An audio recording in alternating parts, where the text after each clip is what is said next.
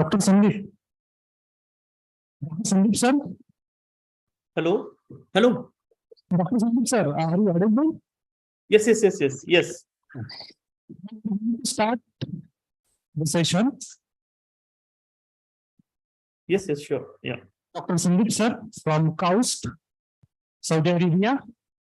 He is a research scientist in Saudi Arabia. So now I request to session chairperson, Dr. N.M. Gosavi, sir, to introduce today's resource person, Dr. Sandeep Golub, sir, and chair the session, Dr. N.M. Gosavi, sir. Thank you, Dr. Zangade, sir. Am I audible? Yes, sir. So good afternoon to all of you. I am Nilesh Gosavi from Department of Chemistry, DP Bhosle College, Koregaon.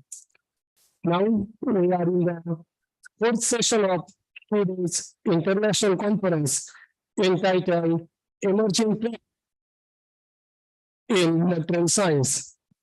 For this session, we have eminent scientist Dr. Sandeep Golub as a resource person.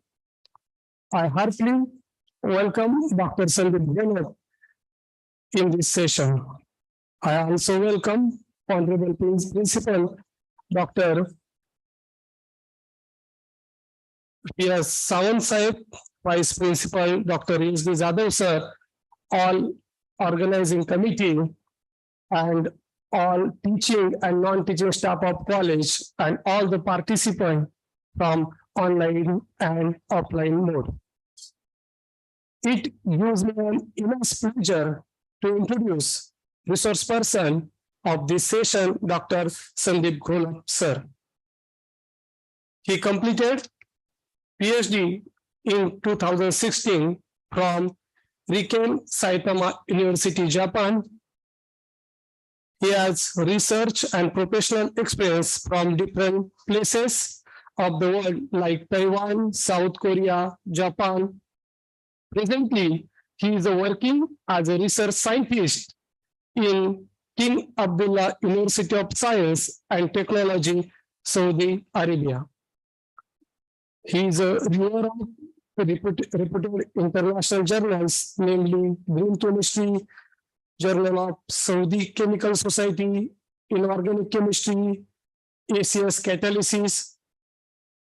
His research interest mainly in utilization of carbon dioxide, hydrogenation of carbon-carbon double bond, carbon-oxygen double bond, carbon-nitrogen double bonds, green chemical transformation, and formic acid dehydrogenation, ammonia synthesis. He published more than 100 research publications, patents in different international journals. So, such an eminent scientist with us, I again welcome Dr. Sandeep Golub, sir, and I request him to deliver your talk. Thank you, sir. Over to you, Dr. Sandeep Golub, sir. Okay. Thank you very much for your kind introductions. And yes, I would like to thank you, DP Bhosle College, for arranging such a nice today's international conference by the physics and chemistry departments. So most of we are heard the nice lectures yesterday and also today. I also would like to thank you, Dr. V.S. Sawant, principal of the college, also Dr. S.D. Jadhav sir, also yesterday's chief guest, Dr. P.S. Patil sir, also the president of the secretary of Rayat Shikshan Samstha, Dr. V.S. Shivankar, and yesterday's lectures by Dr. C.D. Lokhande sir, Dr. Nana Sahib Thorat, Professor Dr. S.D. Jadhav, and Dr. Vadgaonkar sir, Dr. V.S. Koshti sir, and all other peoples who has devoted their all time for arranging this all time conference. So without further ado, I'm going to start the presentation of today's my talk. So, okay, I'm going to share my slide. Just a minute.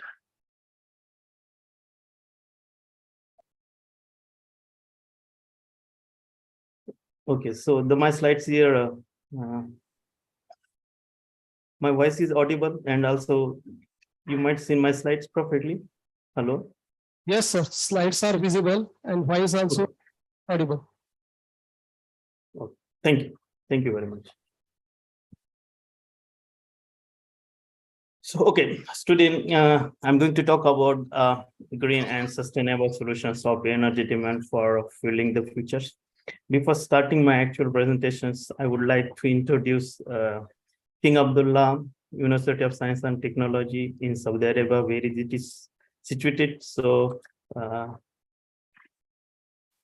basically, it's at the seashore of this Saudi Arabia. Yeah, it's nearby the Makkah regions. And you can see there's some side views of this university.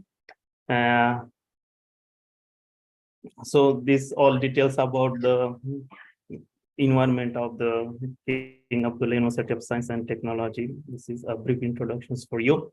And I'm going to share one video that can give you more idea about the research that we are now going to perform over here. So just give me 1 second to start the video, and then I will start actual my video. So just give the 1 second. I'm just searching.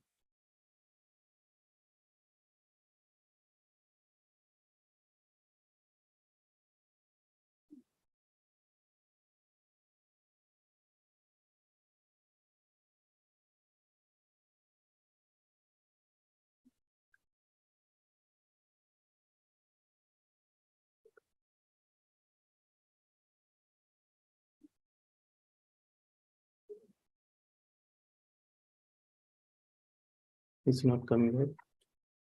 Okay, I will share it in at the last moment. So we'll start directly from my presentations, and I will introduce my slide introductions of the KAUST University in the video that we prepared. And okay, I will start with my presentations. Okay.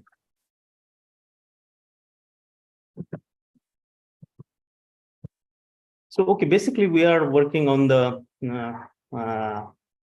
catalysis and most probably the reactions that is new reactions, and we are working on the various type of the reactivity and applications for the tensor metal based complexes, and we're also working on the other research like green energy carriers, and we'll also focusing on the formic acid as a hydrogen storage, as most of we knows that hydrogen is as a fuel for further to run the various type of this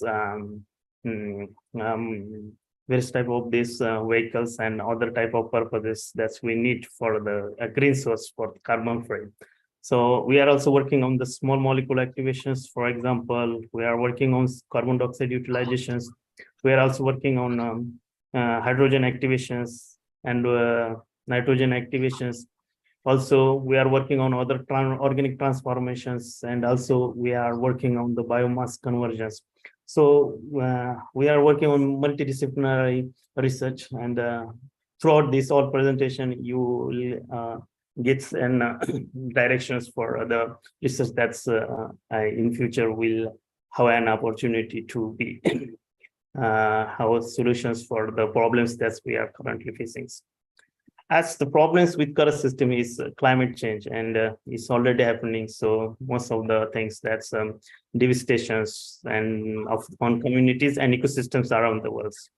So there is the urgent actions we need to take for the reduce the global greenhouse emissions, and also we need to come aware of these things even for the worst situation as yet to come. So we need to more serious about those issues like a climate change that's perfectly in fact which is dramatically overshadowed anything that we are seeing today. So exceeding the climate tipping points bring a near certainty of fever, greater hunger, droughts, flooding, and temperatures and weather extremes. So as well as this mass extinctions and the forced migrations of billions of peoples combined with the breakdown of social order and political system in many places. So this type of these issues, we need to be take it very serious for further generations. So for the energy transitions outlook, as maybe you most will know about this International Energy Agency, they are reporting every year the research ongoing for to solve these problems. So, but is this crisis is a boost or setback for our energy transitions? We need to the answers for these questions. But probably the energy markets is remaining extremely vulnerable. And so today's shock is reminder of the fragility and unsustainability of our current energy systems. That's why we always have these questions, and we should have been to be more solutions in near futures. Otherwise, the human life will be in danger. So as if we go and most of the details, energy investment and GDP trends. So you can see that's the peoples are now interested to working on the clean energy instead of the reducing the use of these fossil fuels. So if we consider for the GDP change and also investment in such scenarios, so you can see that's the year by year people are more interested to invest in energy and other sectors related to the carbon free economy. And you can see from this chart also that's investment is needed for this type of the issues that occur by using clean energy sources. Even if you go and you will see the power generation cost for the different countries. So you can see the most of the European Union is using power generation costs that is very high for those of, and followed by the India. Also 30% of this power generation costs we need to bear about all these things. So increase in this power generation cost will generally higher fuel prices and have been particularly sharp in gas importing countries and the regions. And that's why we also need to think about how we can reduce the generation's cost, and we can utilize the research area to look into this matter. Also, if you'll go another this chart, this is showing that's the energy supply by using a different constraints like the sources like oil, natural gas, coal, and renewables and nuclear. So this is a projected scale that's we need to work on that one. So we need to more concentrate on the renewables, and we have to reduce the use of oil, natural gases, and coal. And we'll have, fortunately, from now and onwards, we have to be more believe on use of the renewables. So this is the chart that I'm showing to think about all we need to have some directions for the future research. So if we go for a world primary energy demands, for most of you see that this is you can think this coal, oil, gas, nuclear from 2002 under if it's running now to around 2015. So it's total we are consuming more and more of these all sources for the to create the energies. And if you go for these things, then the CO2 emissions will go by day increase, and that's the it will increase the temperature of our earth and will be in problems. So we need to stop to use oil, coal gas or natural gases, and we will more sustainable towards the renewable sources to minimize and this type of problems in futures. There are the one solutions that's the carbon neutral or renewable energy sources. So most of we know aware of this solar energy. Generally, solar energy has a low densities around 200 watt per meter square, and efficiency also low. But it is totally carbon free, and it's the natural source of the from sunlight we can generate the energy. But the total land for required to set up for this all the solar panels is huge, and also total cost to generate the energy from these solars has been also considered a way to find out other source. Although this is a quite useful source, and people also working on that one, then how we can use a higher efficiency than the 15%. So once we will tackle the solutions for this one, and we'll go higher efficiency, then it would be a great solutions for to get energy from this source. What about hydrogens? So now people are working on the hydrogen because most of this source is carbon free, and yeah, that's why the people working on these hydrogens to use as a fuel for the future. So advantage, and there are disadvantages for using hydrogens. As advantages is produced domestically, no air pollutants or greenhouse gases. But disadvantage also is there, and that's why we need to work on that one to solve those disadvantages, and this converted into advantages. So currently it's expensive to produce, and also it's not good to transport because of this gas and high pressure. So there is explosions might happen. So there is issue of storage of these hydrogens, and people now working on how we can tackle those problems, then which is used as a free carbon source for to create the energy. So if we'll go in details and we'll consider the different type of these hydrogens. So if we go for the gray hydrogens, this is generally not a good way. That's because of we need to burn the gases again to form the hydrogens. And this is steam methane reformer reactions, that is gray hydrogens. And if we look into the blue hydrogens, this blue hydrogens is again the one way that's use carbon capture and storage. And also it's uncertainty around the political and social extension of the carbon capture. That is because carbon CO2 is very inert, and is kinetic. We need to go out of these kinetic barriers to activate those, and we need to use higher reactions conditions that can minimize and overcome these kinetic barriers for these carbon dioxides. So all this we are looking for the green hydrogens, and most of the green hydrogen is an good advantage. That's using these hydrogens, we produce electricity.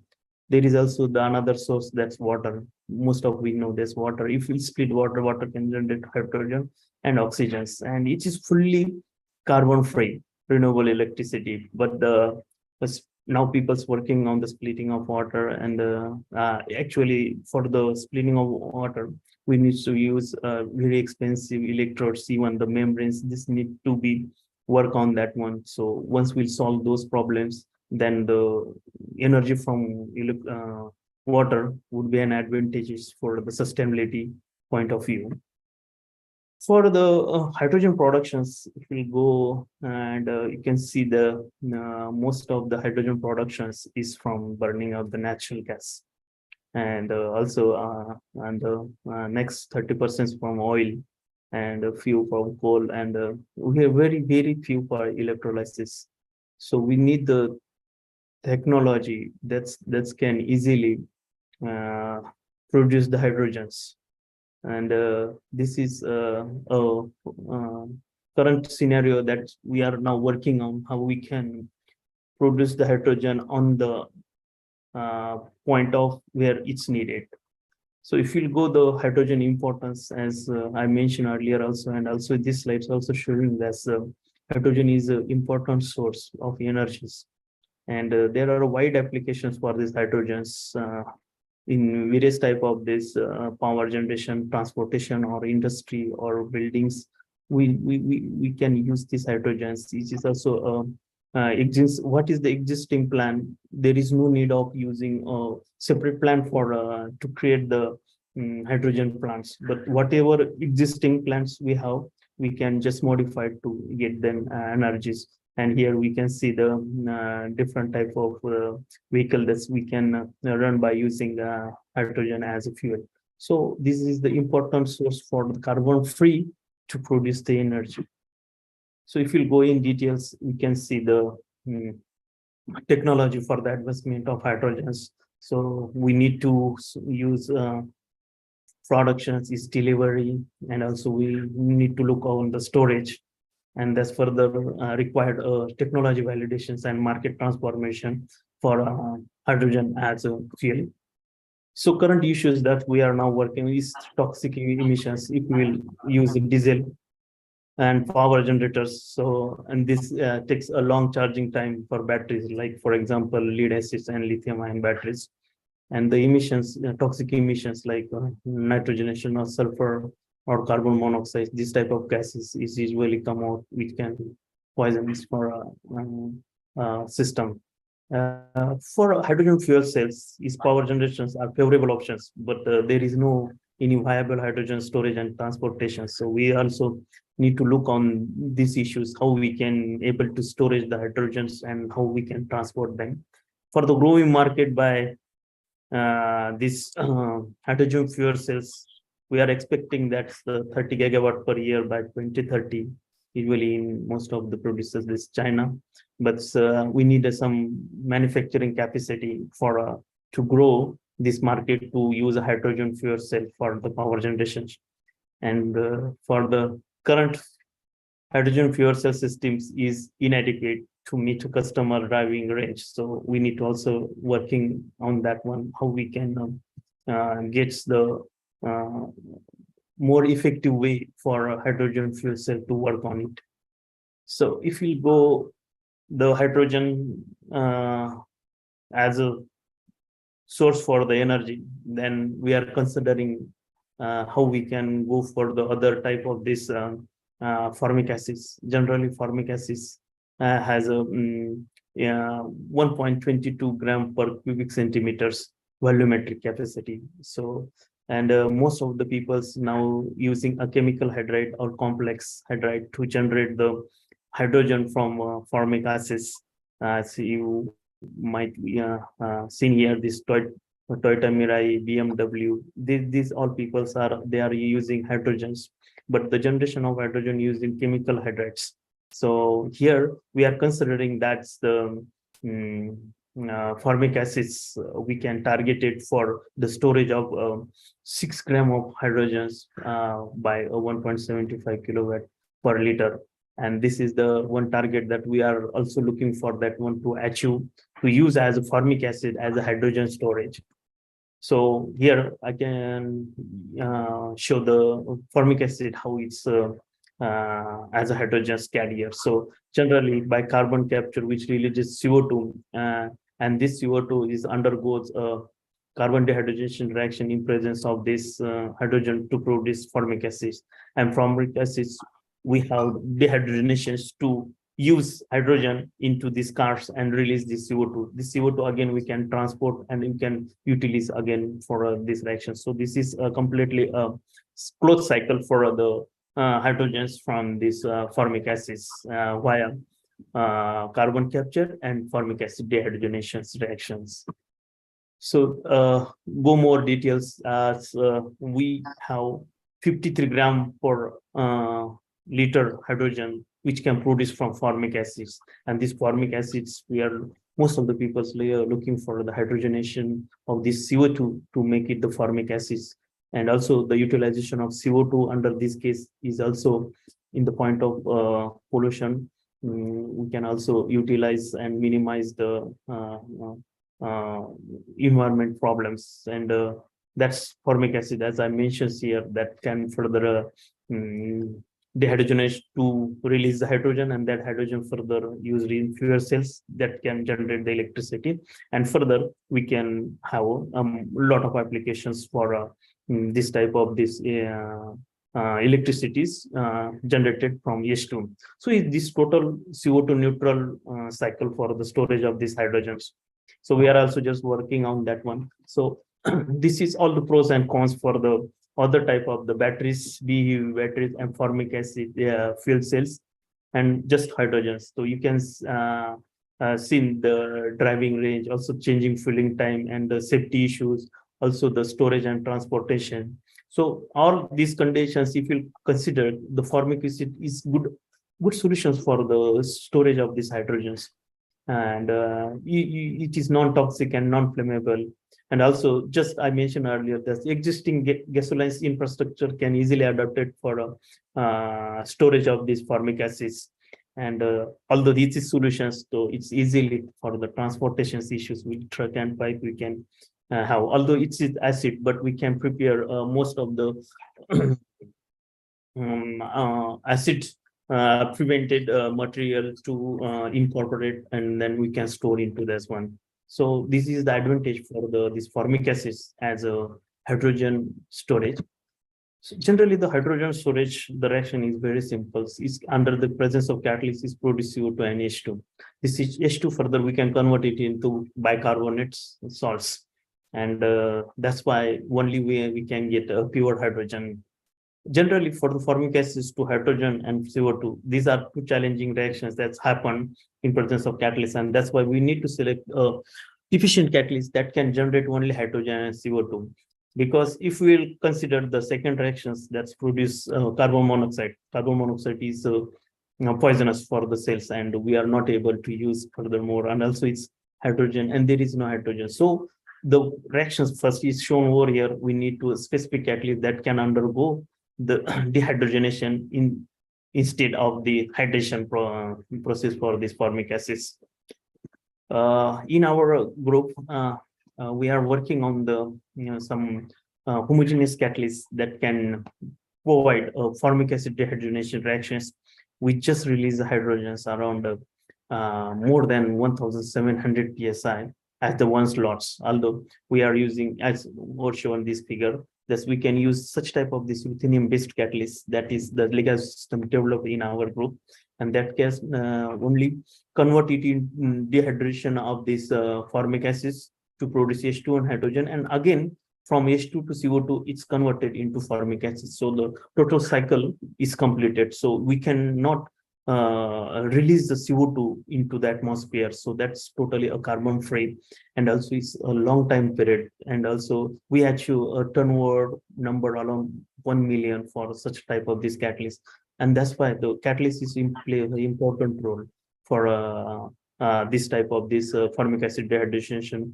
As for this is another type of this ruthenium catalyst is developed in our lab. That's tono is up to 12,000 per hour, and also tone up to 350 thousands at 90 degrees Celsius. So this is a good catalyst that we yet discover for the generation of formic acid hydrogens from the formic acids.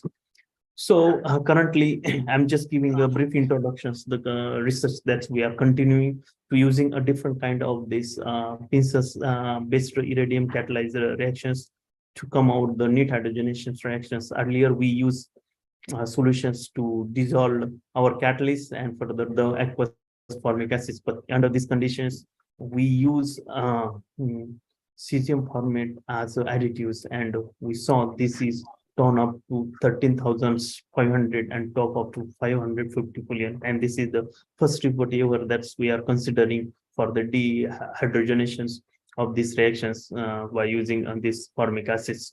So all we need to carry out those reactions for hydrogenation purpose and plus dehydrogenations. So this is quite a good examples that we are just submitted the paper, and also patent is submitted. So this result shows a remarkable reactivity under neat conditions and achieve the highest on and top up to reported. And we also compare it with the homogeneous systems. And this type of this iridium catalyst is synthesis is very easy. This is just silica that we prepared in our group by our Indian professors who was earlier here in KAUST.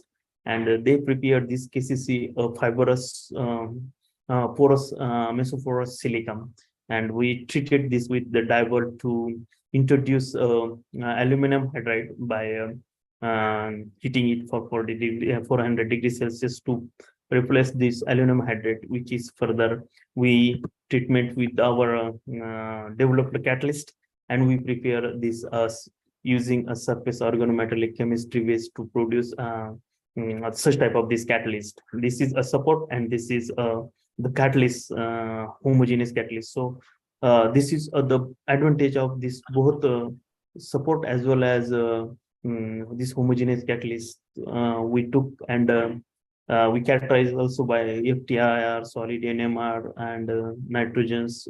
I'm not going to go in details. For further need clear or detailed informations, please let me know at the last. And also we characterized by the TM, also ELS mapping, which is clearly shows the all the contents of like iridium, aluminum, and silicones. Those are things. And then we calculated and compared the catalyst one, that is the homogeneous, and catalyst two after the supported catalyst. That's how it's worked. And we calculated the ton and top for both case. In homogeneous case is going for 3 million, for the heterogeneous systems is going 5 million. So this is advantage. For the formic acid productions, generally what we need, either we need to use carbon monoxides in presence of methanol to give the methyl format, and after hydrogen treatment, it produces formic acids. And also the another way to produce from methanol oxygenated to formaldehyde, and for formaldehyde oxygenations to give a formic acid. Also, there are other carbon methane reformings in presence of these peroxides to produce formic acid. So another one green method that we can look into, that the hydrogenations of this CO2 to produce formic acid. It is green way because we are using carbon dioxides as a carbon capture, and we can produce valuable chemicals on this one. So we are working on how we can get the formic acid and format by using CO2 hydrogenations. So reported the heterogeneous catalysis for formats are based on the expensive catalyst like palladium, ruthenium, gold, and silvers, so as was shown here. And these are most of the single catalysts for the ruthenium and iridium catalyst people use. The reaction equilibria for the dissolutions of the CO2 in water, which need to be controlled by aqueous phase as well as the gaseous phase, as was shown here. So, and after considering the thermodynamics of CO2 reduction to formic acid, because generally we feel hydrogenation CO2 to H2, it will form multiple products, and we need to control those products and gets format instead of other products. It's also the challenging. So it's cobalt systems, which is as a cheaper and based on hydrogenous systems. For hydrogenations, people use various type of this cobalt oxides, zirconium oxides, and they use temperature for 200 to 300 degrees Celsius. And under these conditions, instead of getting a format, people's getting a methane by the hydrogenation of CO2. So we are also interested to see how we can use our systems to hydrogenation of the CO2. Also here cobalt system, the people use to mitigate the problems of the CO2 methanetions and achieve the methane as a main product. So in collaborations with the Jain University, Professor Arvind Jadhav, they provided us basically controlled magnesium cobalt oxides nanostructures. And here in our university, we use those as a catalyst for the hydrogenation of CO2, and we achieve this formations of this potassium format, which further hydrolysis to formic acids, and the yield is up to high. Tone and top also we calculated. This is under manuscript preparations. Although they provided this type of this various type of this contents of this cobalt nanostructures as was shown here, and they prepare by this way. So for more details, you can just go through this publications to the synthesis of such type of this magnesium based chloride, nitride, acetate, and sulfate type of this cobalt nanostructures. So it's generally called as a spinel oxides. So the hydrothermal treatment further they use to get a nice structure of this type of this various salt difference, like chloride, nitrate, and acetate type of catalysis. And also they discovered the fixation of the CO2 into epoxides for the under the atmospheric pressures using their the catalyst they developed. And also going for another use of the carbon dioxide, we will carried out the reactions for the end formulations of amines using carbon dioxide and hydrogenations to get the formulations. Although most of we know that the end formulation reactions is very famous reactions in most of the pharmaceuticals, and in material science also the people are using. So we developed the method using magnesium. Is very cheap, and this catalyst is still 1 year is under year to sense. It's not sensitive. We'll just add everything and just cook it for the 120 to 130 degrees Celsius in methanol, and you provided the end formulation products. So we also work on that one, and we get most of these end formulation products with excellent sale. So another topic that we are working on is the biomass convergence. So generally we are looking about the feedstocks, that is generally the agriculture resources, energy crops, forest resources, or organic wastes or algae. And for using such type of feedstock, which we are looking to convert it into direct products like fuels, chemicals, and powers. So it is totally a synthesis and upgrading of the intermediates that we usually form by special treatment to get the sugars intermediates or building blocks or some bioils or gases mixtures to produce this product. So this is the another topic that we are currently working on that one. So generally we are working on this fatty oils to transfer into the valuable products like gamma-halorolactans or valuable furfuryl alcohols for using feedstock like furfural, which is generally the source of from using corn sticks. And we already developed one reactions for the that's where we introduce this magnesium complex to hydrogenations of this furfural to furfuryl alcohol to without any side products. So this is the one methodology that we developed for the others type of these feedstock such as furfural that is directly converted into furfuryl alcohol. And this furfuryl alcohol is generally used in many chemicals and fabrics and other type of this reactions industrial point of view that is useful. So another way that's we are now working on the biomass convergence. Typically, this is cellulose, and if we consider the cellulose, how we can get to convert it into the useful like formic acids or lactic acid or oxalic acids. So target we looking for the high yields. We're looking for the metal complexes without using any oxidants.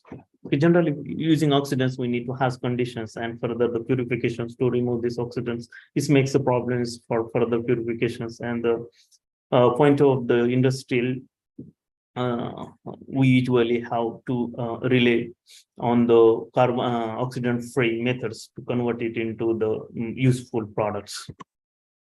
So generally, we developed one single atom system that is knitted into the organic polymers, and we converted the glycerol to lactic acids. So generally, as shown over here, there are multiple products is forming during these reactions, and we need to control all the products and to get exact the lactic acids, because under the this reactions, there is many types of like oxidation reactions, reductions, and then further Caro-Canizarus reactions. Those are the things that's happen, and that's why these side products we need to be minimize those side products and get the useful product like lactic acids. So we mostly successful to convert glycerol to direct lactic acid to avoid this all products intermediates in the product. So we developed this methodology using this type of this iridium catalyst that is directly converted into a lactate, and further the hydrolysis of this lactate salt to produce the lactic acid as a useful product using feedstock like glycerols. And we achieve this greater than 92% selectivity with highest tone for this catalyst that is reported over not yet reported, like 9 million turnover frequency for this catalysis has been yet achieved. So we just submitted this for the publications. This is all the brief introduction that I'm giving because of time limitations. But if you need any details, please back to me by email or by WhatsApp call. There is no problems with this ones. I will provide all the details regarding this. This is a simple synthesis for this type of this catalyst that we develop. It just simple ligands. We use a iridium precursors. Those is readily available, and just cook it into that one to provide the cis salt. And for further polymerizations using this benzene and diethyl ether, that is the simple procedures and already reported procedures. So we just supported the organic polymer and our iridium catalyst knitted into that polymers. And these systems, we characterize all those catalyst by various method like TGA, FTIR, or XPS data. So most of the we need to characterize in all the way to provide the detailed explanations and whether the catalyst is formed or not. We also check its pore size by this EST, and also the into absorption spectra also provided this is a good pore size. And further, if you go for the all details, and we achieve a single atom, only the single atom iridium catalyst, and that is the one advantage. That's why we are getting a higher tone and torque that is reported. So the design of the catalyst for the particular transformation is very important.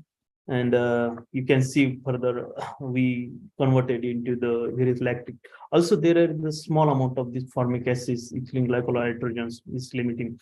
We are also working on how we can get this formic acid as energy source, as I discussed earlier.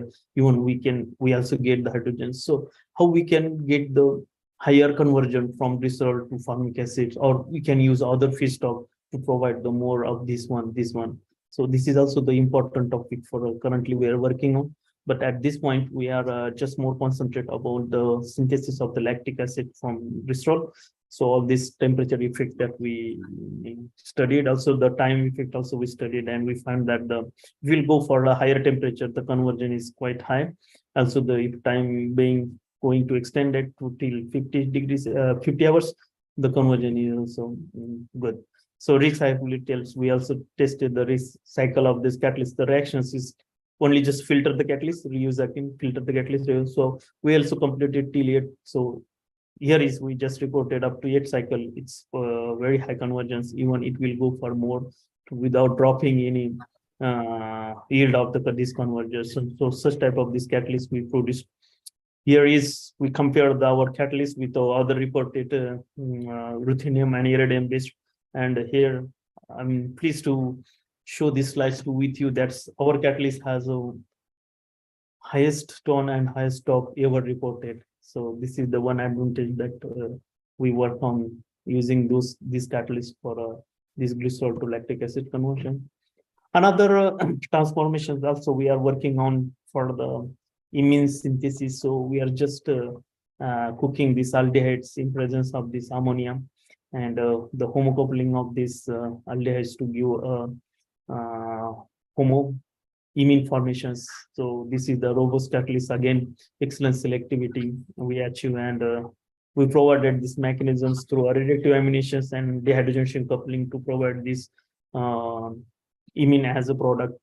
So we are also working on the other transformations that can give us a useful chemical synthons or chemical intermediates. That's for the point of the industrial applications. For our cost, we are also providing the opportunities for the PhD program as well as the MSc PhD.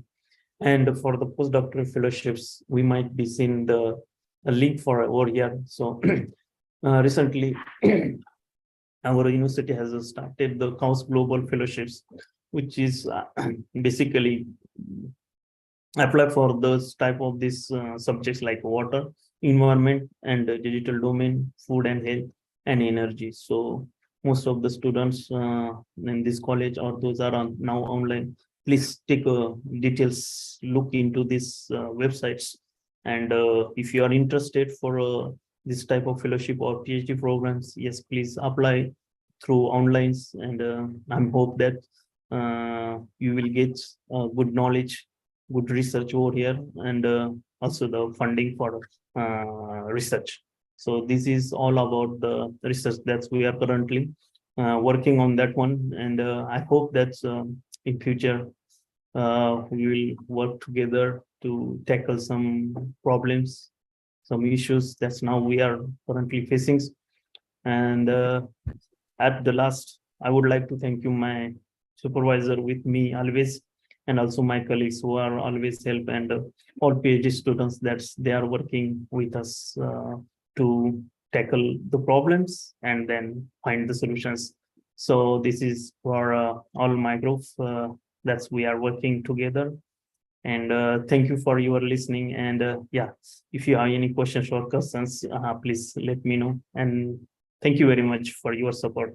And thank you, Professor Vinayak Jamzade, for involving me for this nice international conference. And yes, thank you very much again for all people who are behind the stage and in front of the stage to arrange such a wonderful conference. And I hope from yesterday and today's talk, and hopefully it will be inspirable speech for everyone's delegates that they given us, and hopefully we'll have a good research inspirations for the future. Thank you very much. Thank you, sir. Thank you for your informative talk. Now the session is open for question and answer.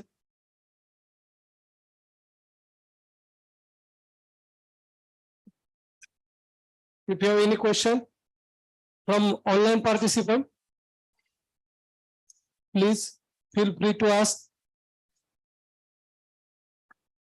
Any question from online participant? Okay, so no question. So I am proceeding further for the conclusion. So in this session, Dr. Sandeep Golab give informative talk on the today's energy crisis and the possible solution for that. He nicely explained hydrogen fuel, important source of energy for the future, different ways of hydrogen production. He also explained formic acid hydrogen energy carrier, homogeneous ruthenium catalysis for formic acid dehydrogenation, PNP3 pincer iridium catalysis, formic acid production, cobalt-based heterogeneous system for carbon dioxide hydrogenation. He also explained biomass conversion. So on the behalf of Physics and Chemistry Department of DP Bhosle College, Koregaon, I am very much thankful to Dr. Sandeep Golab, sir. I am also thankful to Principal of our college, Dr. V.S. Sawant Sahib, Vice Principal Dr. S.D. Jadhav, sir, Organizing Committee, and all the offline and online participants. Thank you. Thank you very much, sir. Now we have 5-minute break. We will meet at sharp 3 o'clock. Thank you.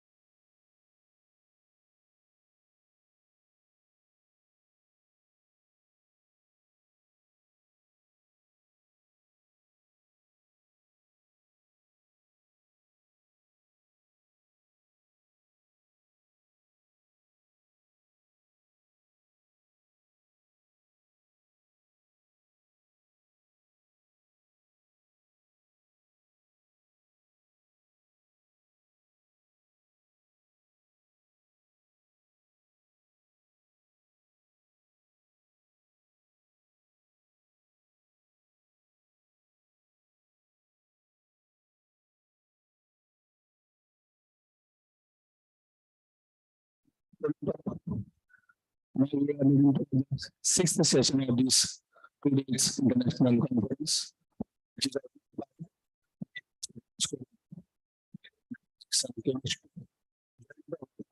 this conference science. For this sixth session, we have with us Nabil Zani, and the chairperson is Dr. Zabel sir. Speaker.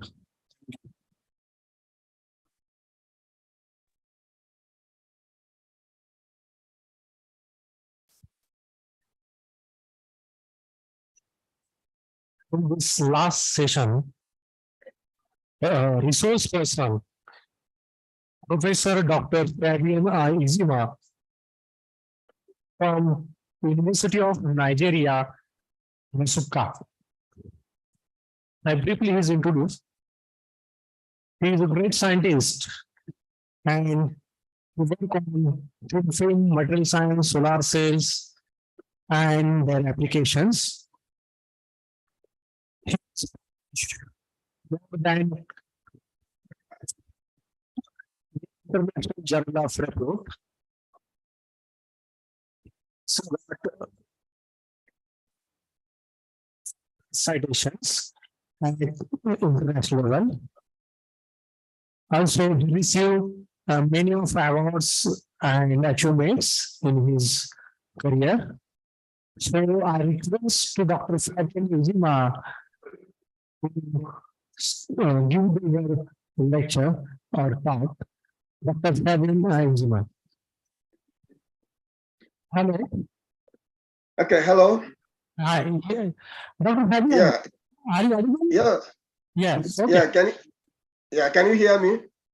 Yes, sir. Yes, sir. Start your like. Oh, okay. Okay. Start your talk, Dr. Fabian. Yeah, I can hear you. So thank you for the invitation. I would like to share my screen immediately.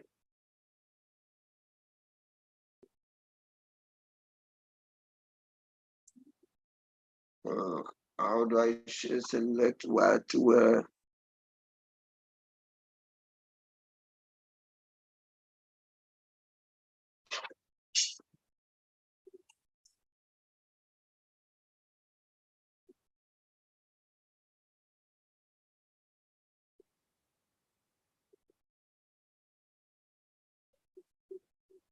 Oh, I can't find where to share my screen. What is the problem?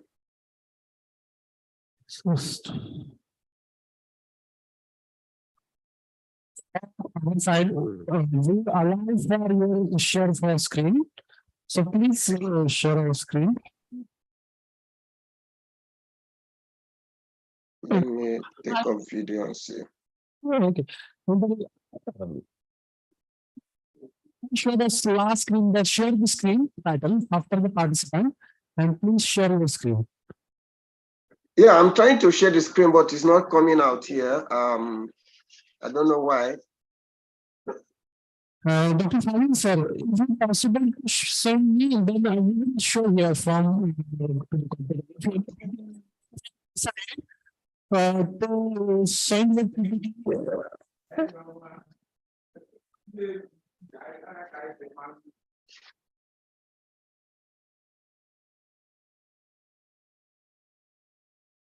Let me see if it's possible to send it via email. Okay, sir. I want to see if I can send it through email. Yes, sir. Now in chat box, I will take Mr. Ketan Jadhav, sir. So send your mail chat box. So please send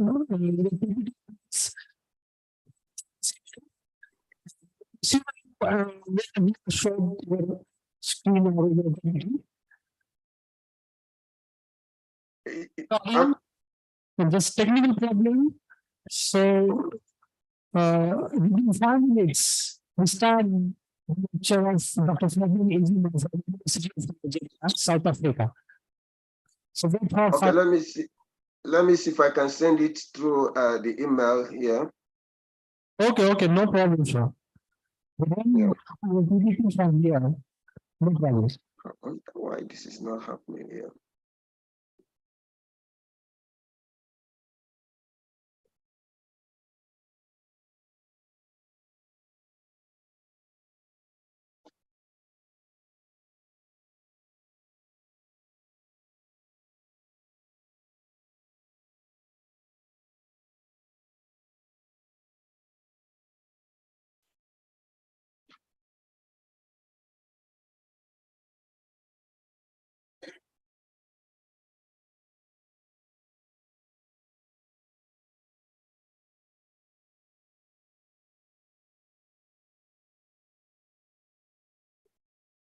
All the participant request to, after this lecture, we will share the feedback link. And those who are present here and to fill the feedback form after this session. After this session, the validity function is there. And for this validity function, the chief guest is Dr. February Uzima. The president of the validity function, the principal Dr. V.S. Sawant, sir. In presence of Dr. S.D. Zadav, sir, Vice Principal of DP Bhosle College, Korea. So after these lectures, we will share the feedback form. Those who submit the feedback form, then they will receive automatic certificates for the participant. Those who are presented papers, posters, or oral presentations, then those people receive within 2 years receive their certificates on their email address.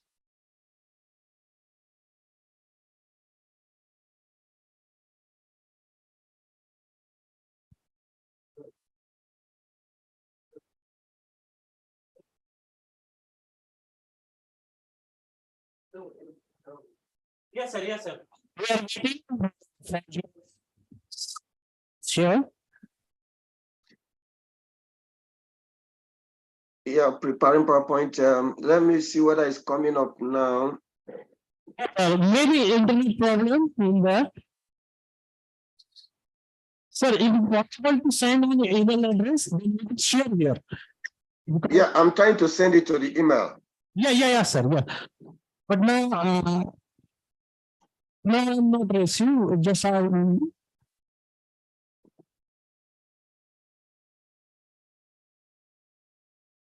Question mark, sir. Perfect.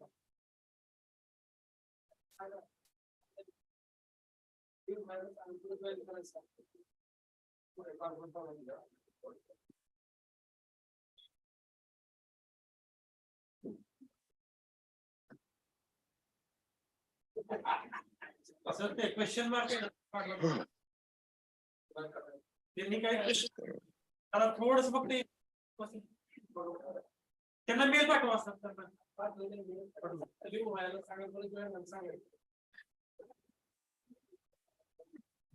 sir, wait for email.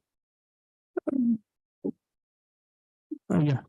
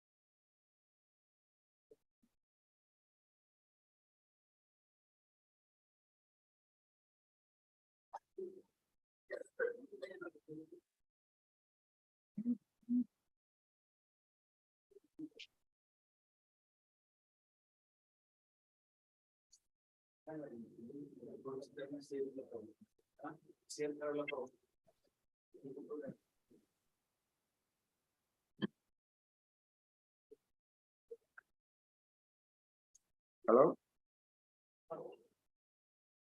Yeah. Yeah. Yes. Yeah. Yeah.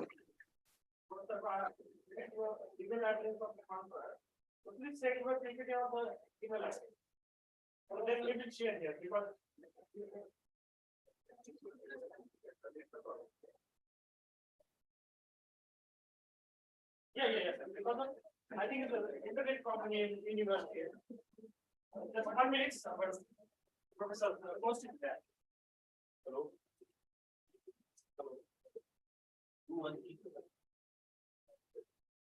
Save your on WhatsApp. Save.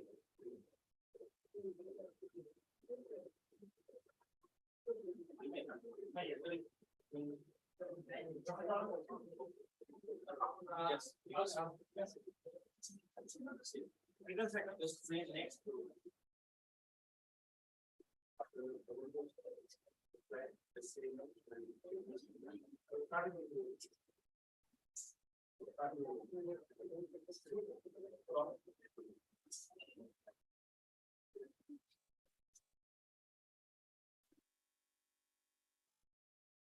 So the geotech.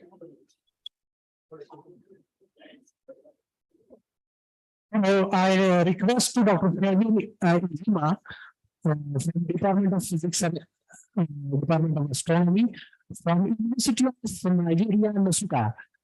So I request to Praveen sir his lecture.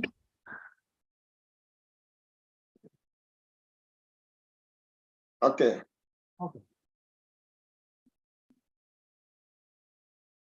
Will you tell me the next slides? Then we'll move the next slides.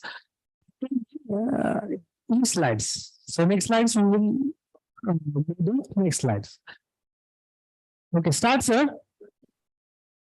Okay. Yeah, thank you very much. Can you hear me? Yes, sir. Yes, start your lecture. Yes, sir. Okay, so our interest here is serving the environment and resolving climatic issues through thin film research.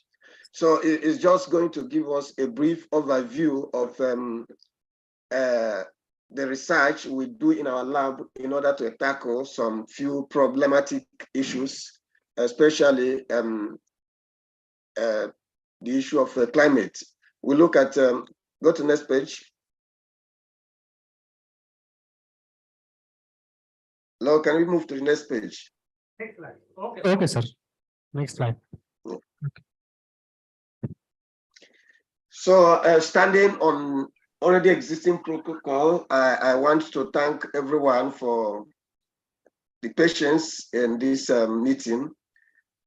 As the globe population and energy consumption continue to increase, the world faces tremendous difficulties. Fossil fuel and other raw materials, which are currently the primary sources of energy generation, are depleting, and they are depleting at an alarming rate, posing a serious environmental and climatic issues. To overcome the problems faced by these environmental issues, we need to use green design and analysis. We need to find new researches, new concepts, and then creative developments in order to use new technologies that are required in the issue of tackling emissions from fossil fuels. Innovative research and fresh innovations in the application of new instruments to address difficulties should be pursued. So our interest at the moment is to see how we can deploy researches that creates green environment and then give us opportunity to have a clean air. Innovative research and fresh innovative in the new application of new instruments to address difficulties should be pursued. This is clearly research-based. thoroughly and practical studies that focus on the use of applied concepts to increase productivity and sustainability. So if we will do a very good research, then it requires that we will look for a way of having a sustainability in our research. And to do this, we must have a clear focused research that is able to address the issue that concerns the environment, in which case our interest will be majorly on the issue of renewable energies, which we will try to use to harness the energy from the sun, and then probably address the issue that comes from using hydrothermal, the issue of using some coal-enhanced electricity generation. So we'll go to the next.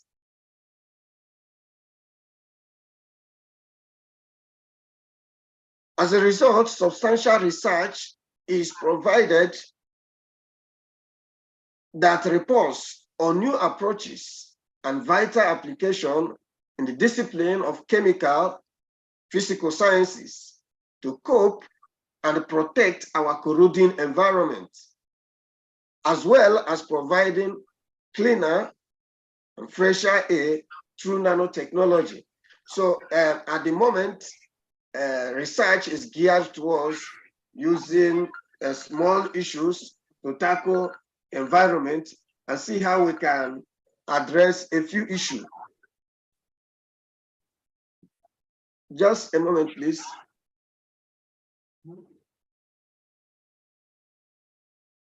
Okay, the outline of our presentation is this way. We are going to look at few words from nano research. We will consider motivating issues of nanotechnology and technology. We shall also look at works done in our nano research group in terms of renewable energy, which is focusing on thin film. And then we shall do conclusion. Next. So in our nano research group at the University of Nigeria, we have 20 permanent employees, PhDs, and technical staff. We have between 30 to 40 postgraduate students in engineering and science. However, there is limited funding, and most of the funding are coming from outside Nigeria, the limited ones which we have. So our research area in terms of energy and sustainability, we look at the environment, we also consider agriculture, and we look at health as well. We have some scientists who are working in agriculture and health and in food. Next.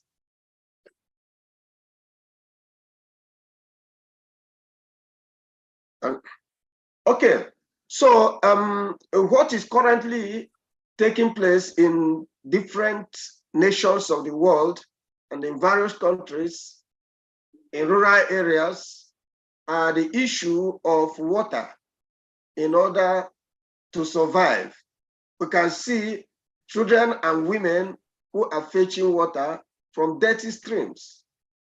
Well, in most cases, you see that they use something like chemicals, something like alum to clean the water in order to drink. But adding some chemicals into the water also causes a health hazard. Even in some cities, you can see that some pipes which were laid made of iron have stayed up to 150, 20 years without being changed. And most of these pipes are already rusting and are blocked, in which case some of the rusted pipes deliver dirty water to houses and people consume such, which creates a health hazard as well.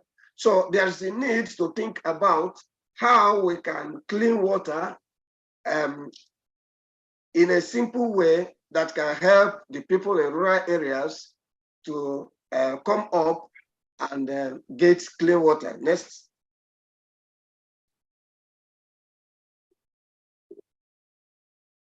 Move to the next. Here again, around in cities, we see a lot of slums. People drink water, sachet water and bottled water, they throw it away. And then during rainy season is carried out and dumped around the ocean, around the river areas, and people live in such places. This creates a lot of health hazard, and people, there is the need to ensure that we look around for researches that can bring about the cleanliness of our environment and removing of these things which are not good and are harmful to the environment.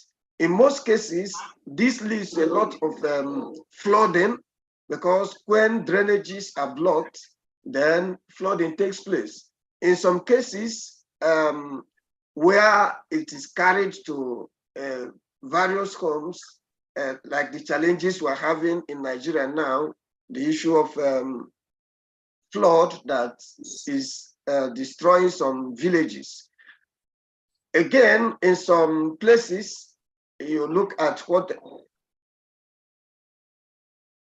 Okay, so again, the problems which we have is the issue of carrying some vehicles that are old, and then use of fuels which are not really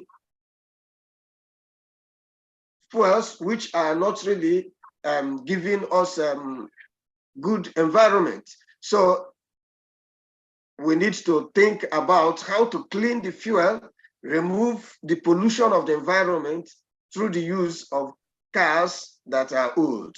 Let's go on.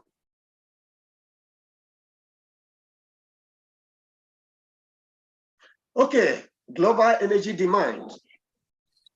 We see that around 1960, the world population is about 3 billion. And it is expected that by 2014, it reached up to 7 billion. And currently, if we project it to around 2050, it's expected that the population will grow to about 9 billion. This population will all be struggling to acquire energy to have a sort of a good life in terms of how to cook at a good efficiency, drive our car, have a clean environment, and so on and so forth. So in this case, it is very important for us to understand that the global demand for energy is supposed to increase, is expected to increase. Additional 1.3 billion people will be on Earth by 2040. This will increase the demand for energy needed. Energy needed from crude oil, energy needed from natural gas, energy needed from wind and solar. In fact, it is expected that by 2040, we're supposed to transit completely to renewable energy sources, which will give us about 8% of the total energy demand. Next, please.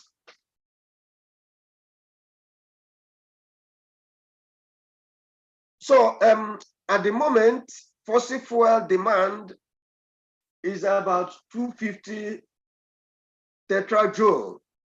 And the demand for fossil will continue to play a major role up till 2050.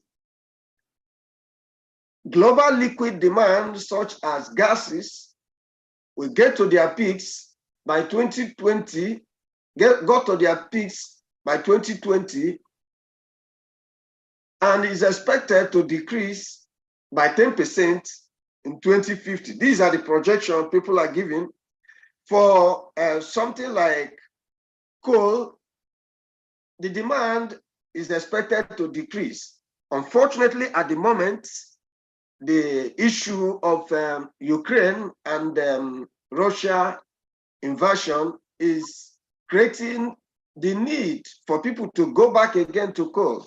In Germany, they're already resorting back to coal because the issue of gas, which is supplied from Russia, is a little bit problematic. The demand for gas will continue to increase and is expected to peak in 2038. The gases we are thinking about is the gas which we can actually refine in such a way that will minimize the pollution of the environment in the use of those gases. Gas demand by 2050 is expected to increase by 50%. These sources is given by is given in 2021. Can we go on?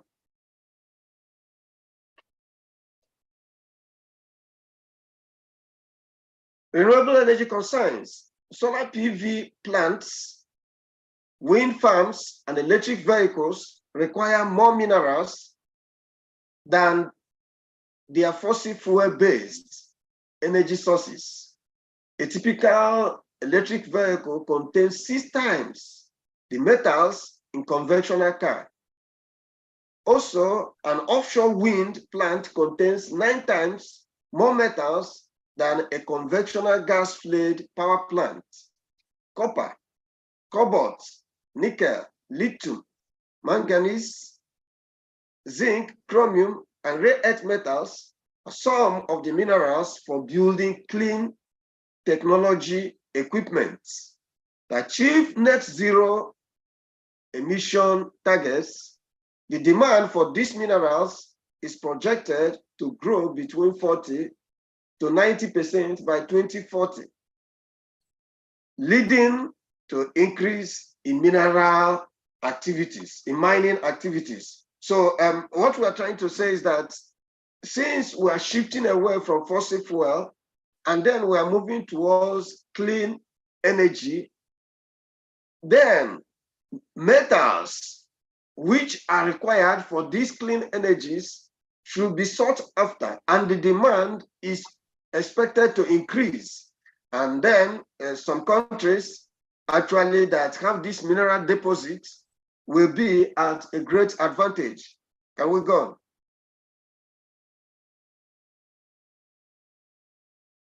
So for the transport, electric cars, we have that a lot of copper will be used, little of lithium, nickel will also be there, manganese. For conventional car, copper is also used, but not as much as electric cars. We also know that manganese is also being used, but not as much as in electric car. So for power generation, offshore wind, a lot of copper is involved, which is in high demand. Then at that point, we also see that something like zinc is also in high demand. For onshore wind, then copper is in a less demand, but zinc is in high demand. Then for solar PV, copper is highly demanded, but herein we have silicon, which is powering at the moment. There is a need at the moment because of the high tech that is involved in silicon PV to shift ground, and then researchers are now gearing towards the idea of something like perovskite solar cell, thin film-based solar cells, and so on and so forth. Our interests in this presentation will go towards, we will just talk about a little about perovskite solar cell, which we did a little in our lab. Then we'll talk about dye-sensitized, and then probably do something on photoelectrochemical. Then in terms of nuclear technology, we see that copper is also involved. In coal, there is clean coal that is being demanded at the moment. People are working seriously on how to use coal in such a way that there should be a minimal emission while we see a high effective use of coal. Natural gas, the same coal, we see that copper is used. So, no, you can go on, no problem. Continue. So, for a renewable energy concern, our interest can be that in Africa, we have a good deposit of cobalt in Democratic Republic of Congo, other places, Asia, you see a lot of nickel, China, rare earths. So these are the way we find it by 2020, the demand for copper, nickel, cobalt, lithium, and rare earth will increase to 2040. And it is going to give a big boost other than oil and gas, which is actually taking place at the moment. Next.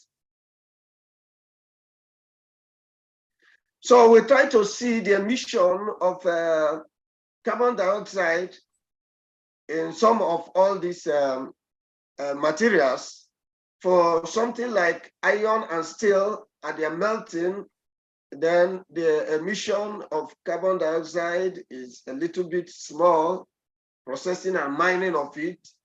But in cobalt, we can see that it's going to give a very high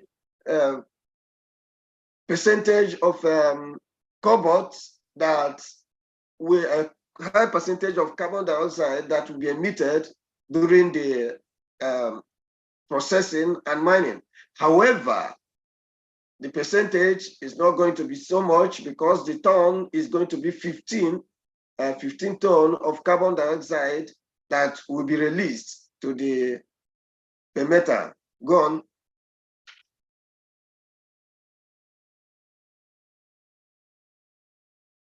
The next pathway, go on, next. Energy transition, pathway to net zero emissions.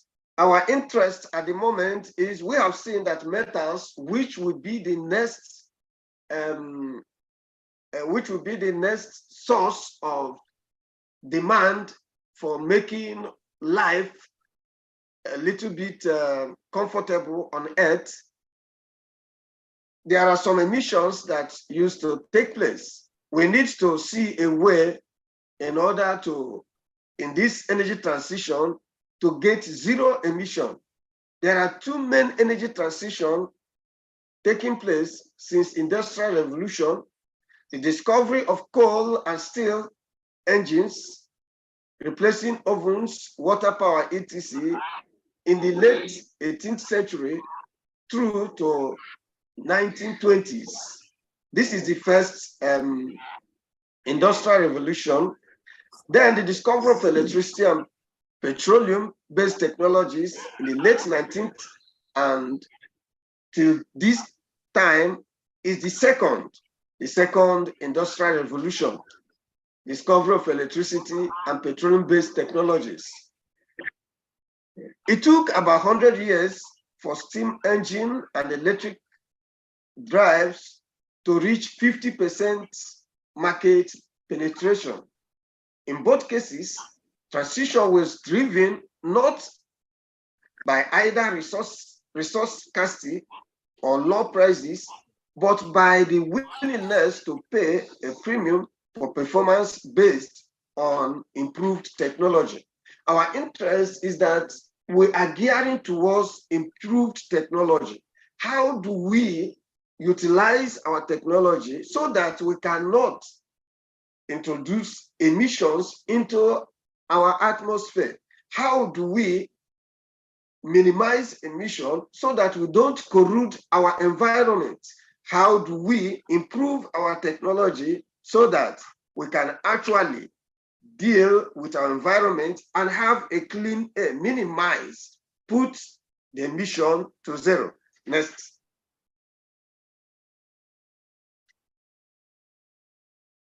However, the new transition is mainly driven by climate change concerns, greenhouse emissions, carbon dioxide, methane, nitrogen dioxide, and so on and so forth, which are coming out as a result of the desire to gain more in terms of making life comfortable.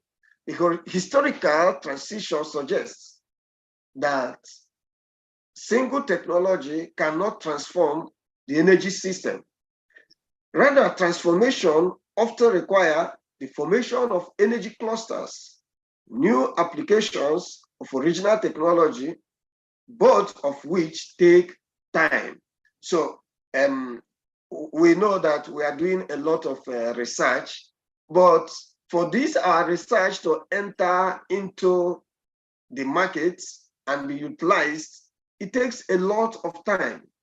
And most of the new technologies for displacing fossil fuels are not expected to offer significant cooperative advantage and reduce costs to consumers in the short time.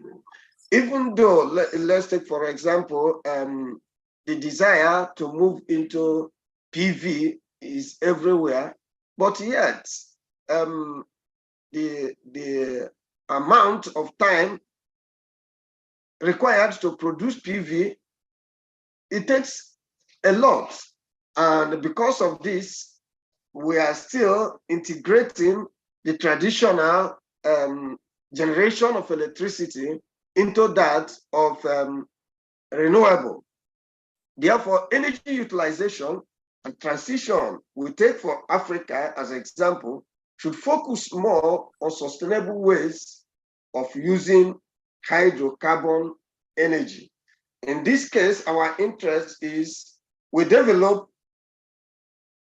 technology that is able to handle hydrocarbon, minimize emission, and then while we gain in terms of doing more work. Let's go on.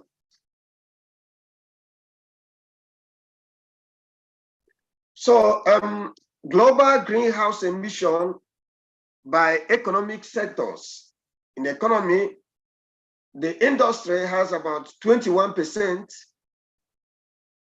for greenhouse emission. Electricity and heat production is about 25%. Transportation gives us about 14%, while building gives us about 5%. Then agriculture, forestry, and land use gives us about 24%. So we can see that for this greenhouse emission from economic purposes, from where we get our food, where we get our activities of life, we see a lot of emission coming from there. For global greenhouse gas emission by gas, we have nitrogen oxide has 60% introduced. Methane is about 16%. Carbon dioxide from forests is about 11%. Then carbon dioxide coming from fossil fuel takes the maximum, about 65%. The source is from IPCC 2014. That's gone. So here, carbon dioxide equivalent emission from energy, process emission, methane, and flaring, where we try to satisfy our desire, we produce carbon dioxide. Asia Pacific has about 51%, which is coming from processing, methane, and flaring gases, while in North America is about 16%. Africa is very small, about 4%. And then that's where we talk about buying of carbon from Africa. So those advanced countries should be able to pay Africa for producing a little of carbon emission compared to them, which push almost everything into the whole world. North America is about 16%, Europe is about 10%. This is coming from the fact that they are actually going more green than some countries in the world. Next. So Africa's carbon dioxide equivalent emission from energy for Africa alone, I will only talk about West Africa, where I come from, and then West Africa is about 14%. And North Africa, which is more developed, is giving us about 44%, while the Southern Africa, also developed, is about 28%. But they also use some energy efficient technologies in order to minimize emission of carbon dioxide. Next. So we look at production and consumption. We produce oil, and then also we consume oil. In Africa, our production is high, but our consumption is low. In Asia Pacific, they have a very high, low production, but high consumption. So in North America, they have a very high production with little less, almost equivalent to consumption.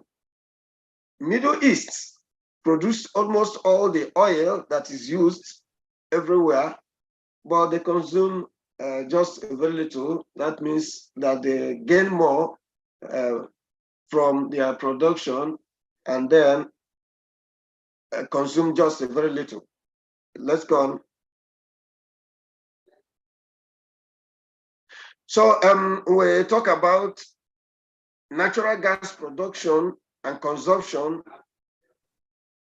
And the world, North Africa, North America rather, has about a high production of gas, and also takes just almost equivalent, not so much difference. But Africa, where I'm coming from, we produce also a good number of gas, but have little consumption. In Nigeria in particular, we have deposits of gas and oil, but we have a very big problem. The problem is that we only consume, even though we produce these things in Nigeria, send it out, because we cannot actually do the processing, then we only go back to do much of the consumption. Go on. Our interest is to make sure that we have a zero emission. We don't want more emission. So here is the map of possibility of solar installation. And we have in mind that our interest is to make sure that we reduce emission of greenhouse gases, we reduce emission of some poisonous materials into our environment, have a clean environment, then have a clean breathing air. So we have a sort of solar installation. If you look at this map, you can see that Africa is more of having 24-hour, let's say 12 hours solar installation, and but yet we lack electricity. So our interest at the moment is, should we continue to flare gases? Should we continue to do a lot of drilling of oil and pollute our environment? No, there is a need to work hard in order to see how we can have a cleaner environment. Let's go on.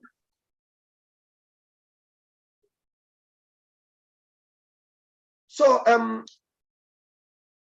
as we have mentioned earlier, about 3 billion people living on Earth with less than $2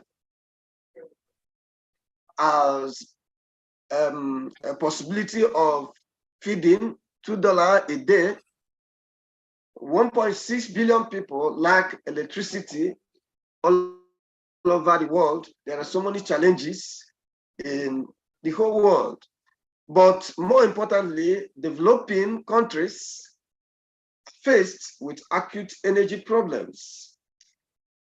Supply in form of electricity is so poor in many of the developing countries. These countries need a lot of industrial and economic activities. Therefore, it is retarded. Since there is not enough electricity, then industries are not coming up as they're supposed to be. Yet, we have a vast renewable, non-renewable energy potentials. If you look at what I have said about minerals, cobalt, copper, nickel, we see them deposited everywhere.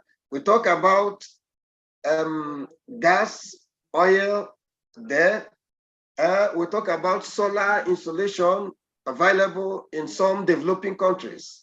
But the problem is how to deal with this, reduce the emission, generate energy, then we now transmit them for development in various sectors. Go on.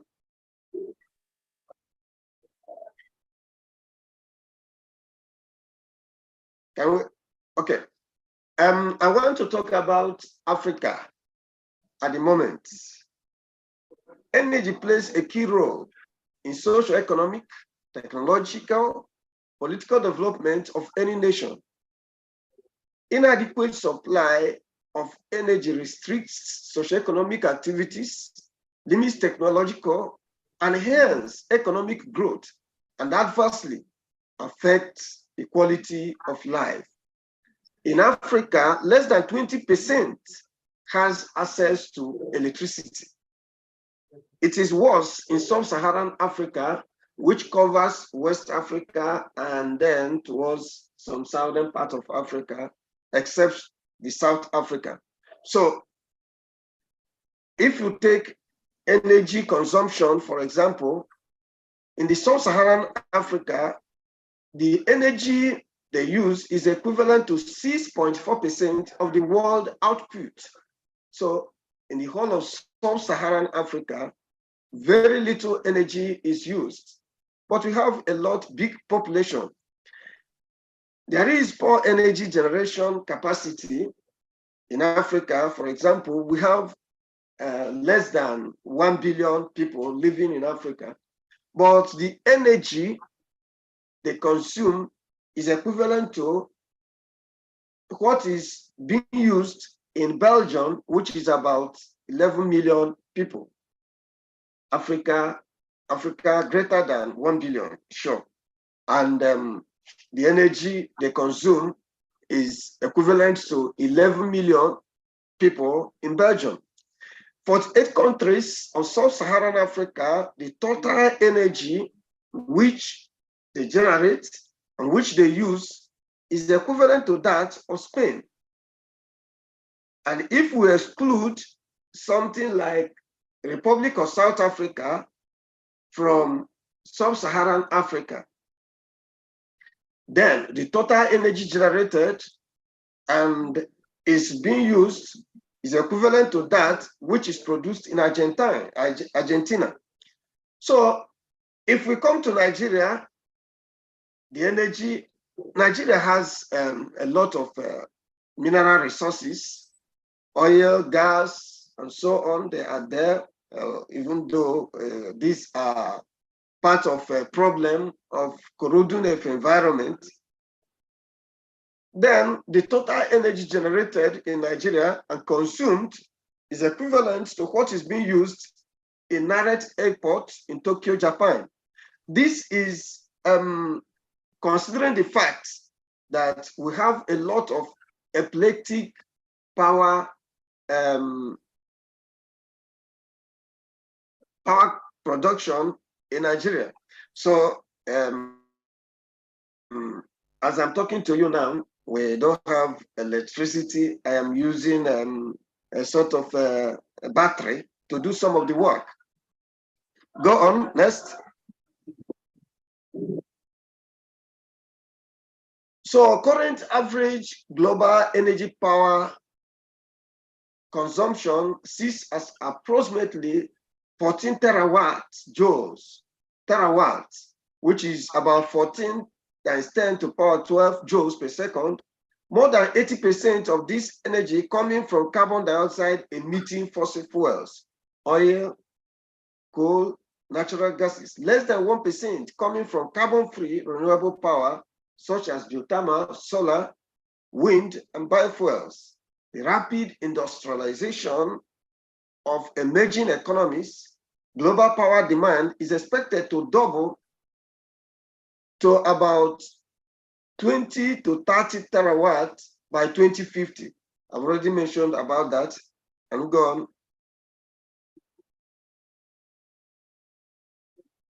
So next.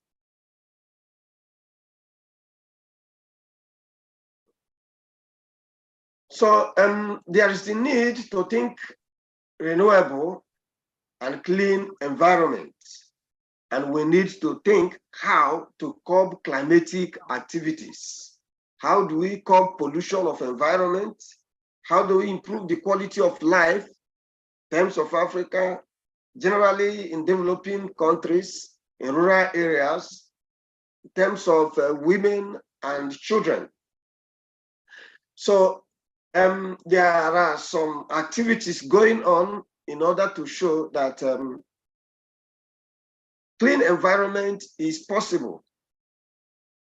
For example, there are some clean mass transportation, clean energy generation utilities, off-grid energy for rural poor, where we try to see that we no longer use firewood, but we can develop some stoves, clean stoves that minimize the emission of carbon dioxide using coal or using firewood. In some houses, which is well known now, a lot of people are using clean PV for generation of electricity. Some cars, electric cars, are already in the site now. Next.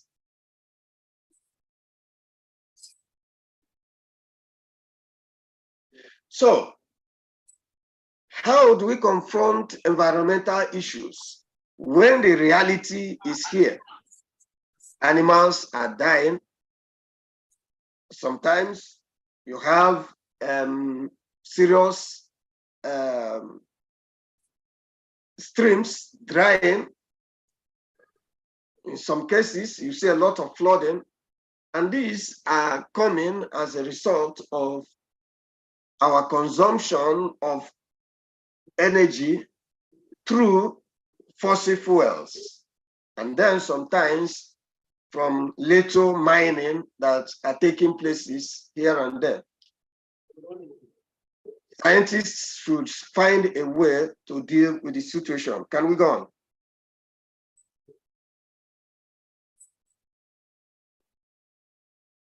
So can we offer solution to confronting issues of sustainable development?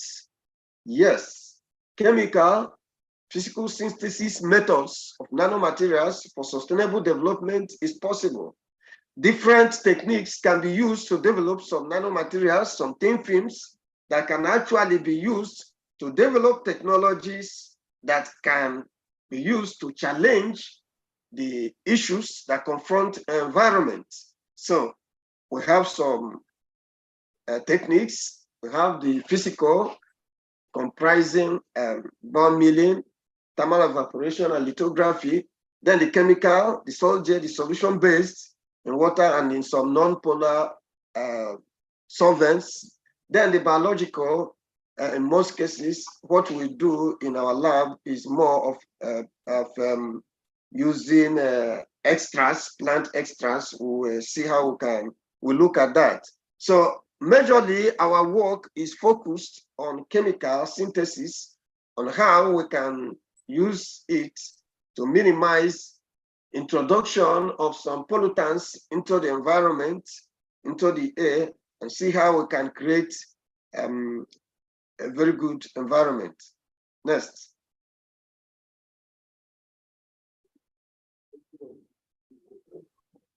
Hello, go on.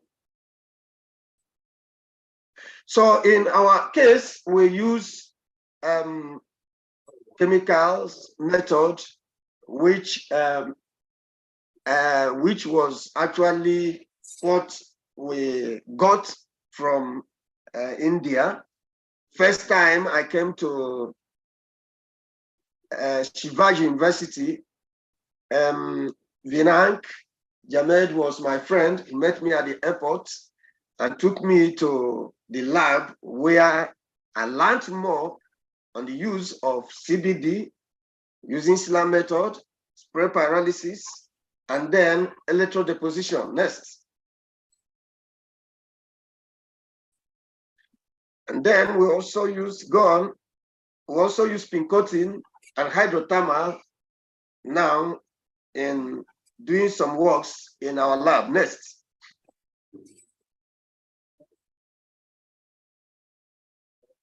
GON. So, interests in advances in chemical.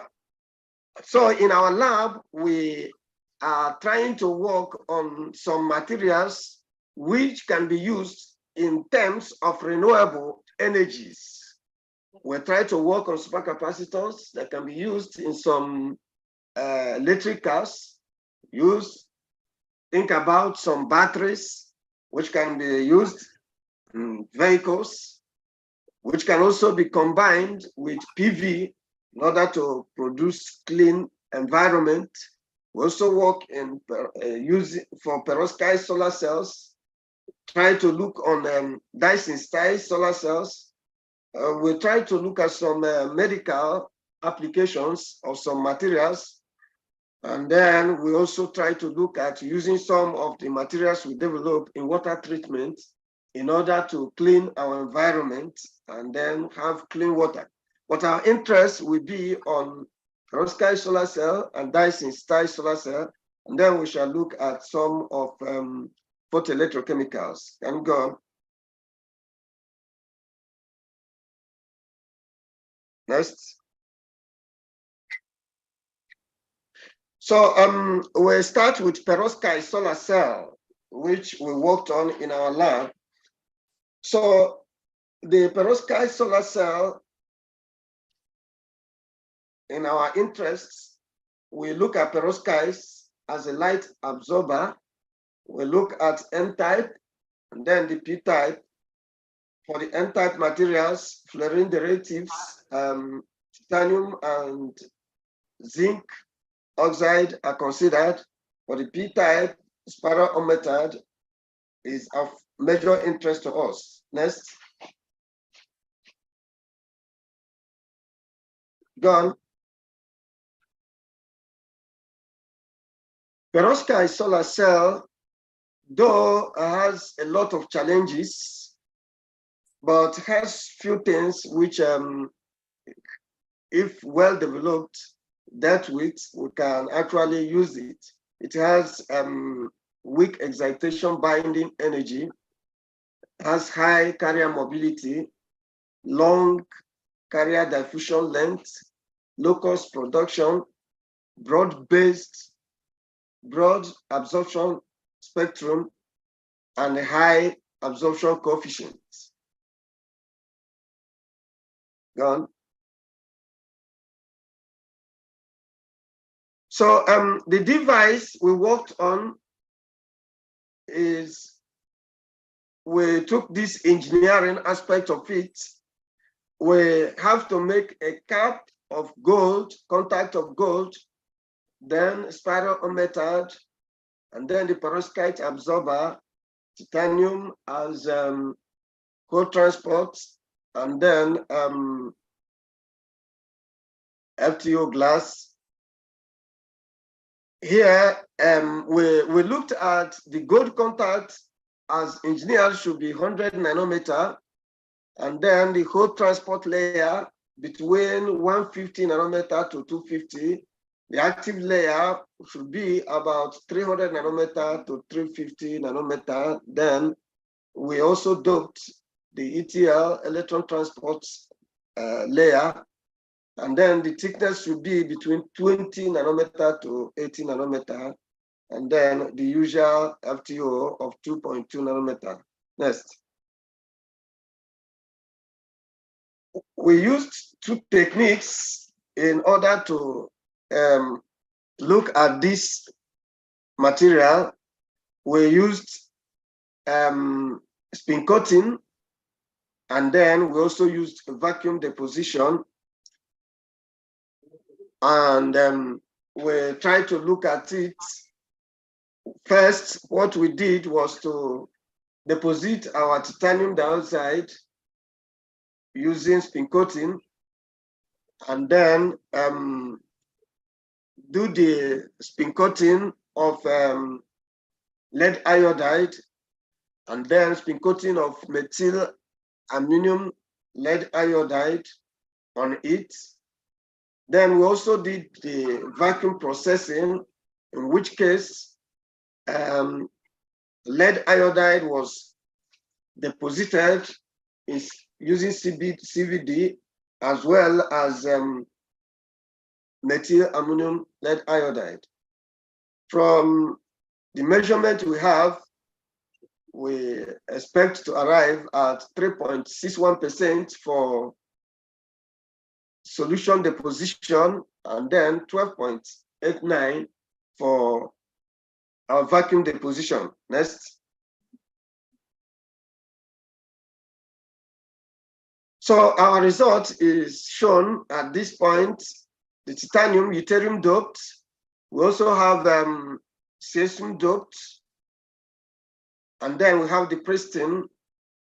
The XRD show that is a very good material in terms of purity is shown there. Next.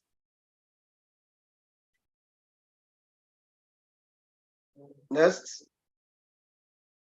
So we also looked at the morphology, the compact. There, the top view of our material is shown.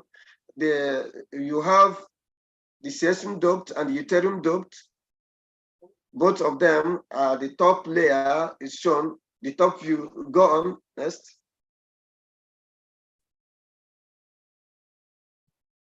So here we looked at the sectional view of the material that we looked at.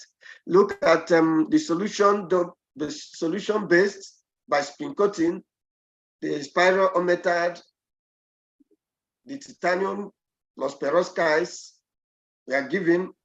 Then we looked at the vacuum, the cross-sectional, and then the spiral method, the thickness and everything we are considered. Next.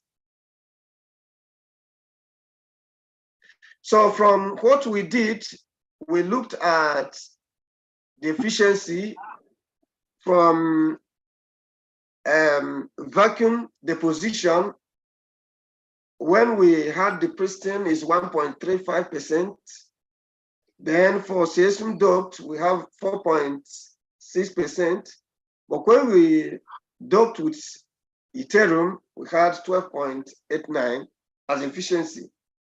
Next. So we also looked at, no, go back. We also looked at we also, what is happening? Okay, so we looked at the full. Okay, doping titanium enhances the electron transport ability. Perovskite deposited by vacuum using CVD gave a better photovoltaic parameter.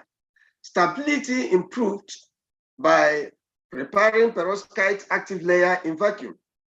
We need to know that most of time, the solar to electricity conversion will help us to save our planet. So the summary shows that if we deposit using CVD, but unfortunately, our cell is used in open environment, and our deposition using chemical method, spin coating, gave a very poor result. Next.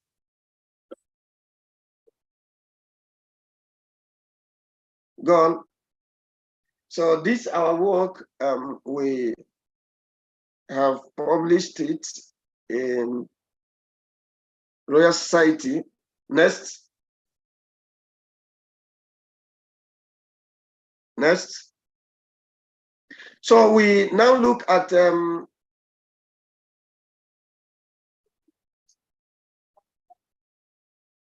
copper. Oh, no. Okay. When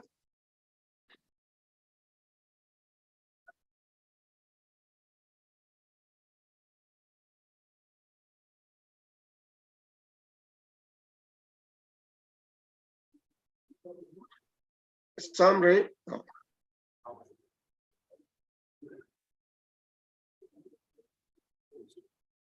Go on.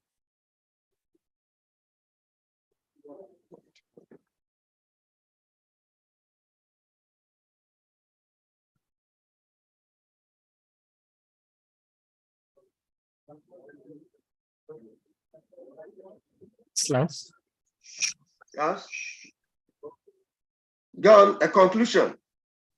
Yeah. Go on to the next.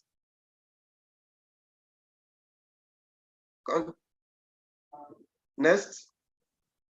Go on. Let's conclude.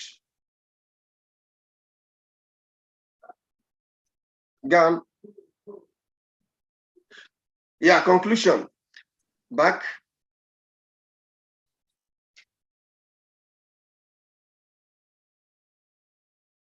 So we have been able to do some work using some metal-based, and our work majorly was on dye-sensitized photoelectrical and then supercapacitors, perovskites. Our interest majorly on that. With fully developed solar cells, batteries, supercapacitors in operation, and at low cost, will achieve a clean and greener environment needed for sustainable development.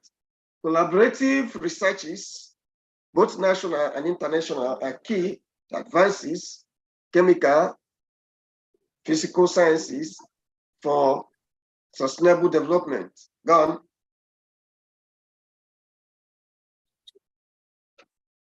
Successful researchers hold the key to unlocking a vision.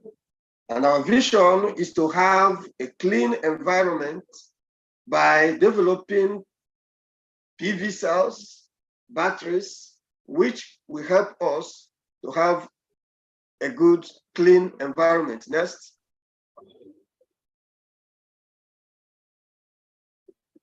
Think green, act green. Next.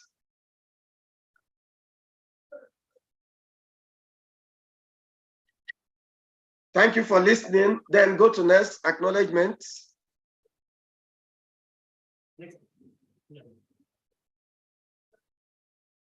I would like to thank the following people who contributed in my research. Professor Sidi Lakende was my first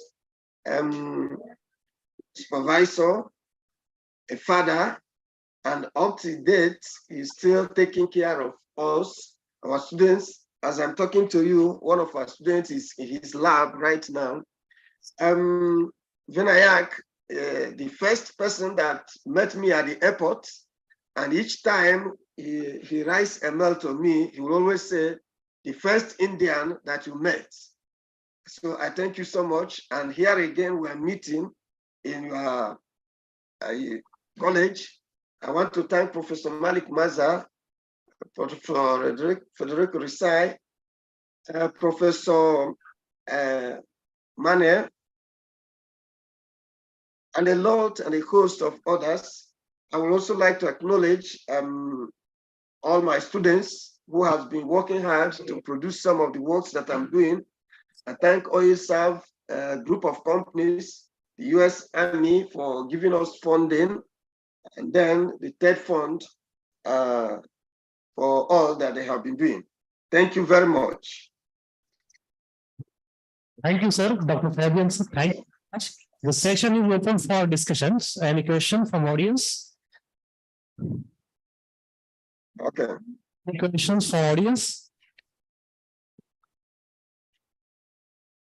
So firstly, I salute to Dr. Fabian, sir, because he worked in environmental, deposition methods and application in perovskite solar cells and very critical conditions because of in Nigeria.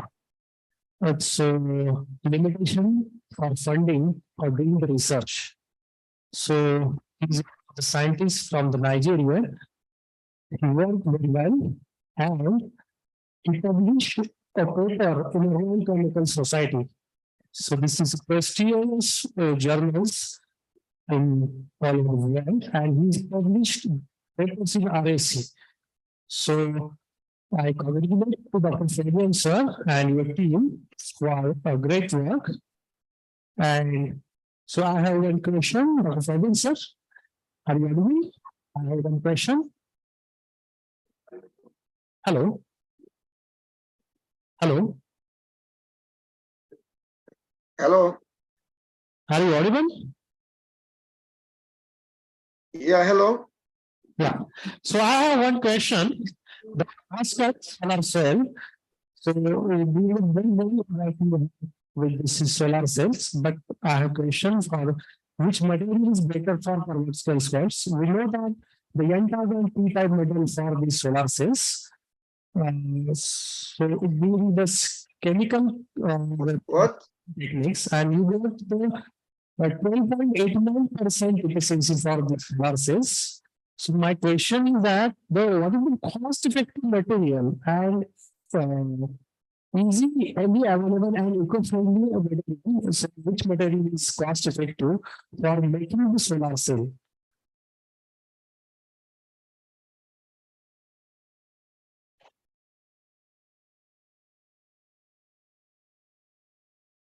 So already you published work on PiO2.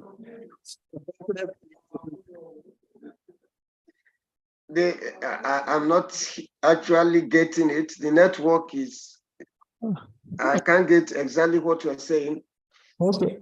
So any other question from audience? Any other questions from audience? I thank you to Dr. Fabian, sir, for giving a nice lecture on the perovskite solar cell. Thank you very much. In this international conference, 2 days international conference on emerging trends in material science, jointly organized by Department of Physics and Department of Chemistry. Now we are going to start a validity function. On this function, the chief guest of this function, Dr. Fabian Ujima, is a professor from Department of Physics and Astronomy, University of Nigeria, Lokosaga. The president of this function, Professor Dr. S.D. Zadeh, sir, Vice Principal of DP Bosley College. Sir, PhD, sir, Professor N.M. Goswami, sir. So I request him to come on the stage. Also, Dr. Professor. So please come on the stage. So please come on this validity function. Cheers. Okay, thank you. I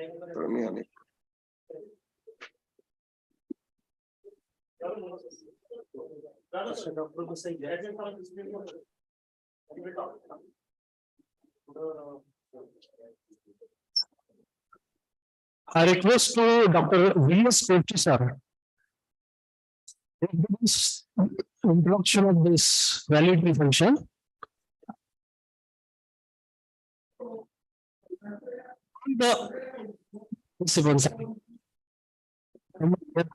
Stage. सगळ्यांनी जर जवळ बसलं तर बरं होईल. या पुढे.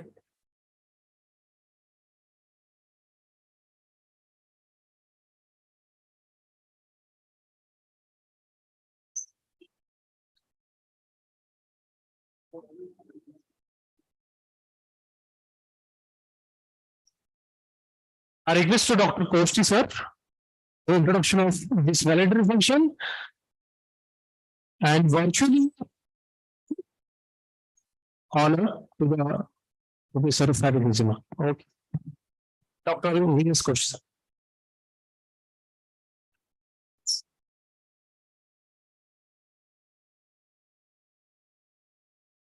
Good afternoon, everyone. So nice. Today's chief guest, Professor Ezima. He is virtually with us, president of today validatory function, Professor Dr. S.D. Jadhav, sir. In presence of Vice Principal, Professor, my friend, colleague, Dr. Yankin Kam, sir. Dr. Jandavi, sir, Mr. Gosai, sir, my friend, student, and online participants. From yesterday morning, we are listening offline and online also. From beginning, we heard Professor Dr. P.S. Patil, sir. He suggests us about the conference of inauguration, and that time president, we 11th hour we received Professor C.D. Lokande, sir. He also talked about and congratulates to us regarding the patents and publication. After that session, first and second, we conducted two session offline, and rest one is online. We received expert talk, Nana Sahib Thorat from Oxford University, UK. Yesterday, he was here from morning to evening.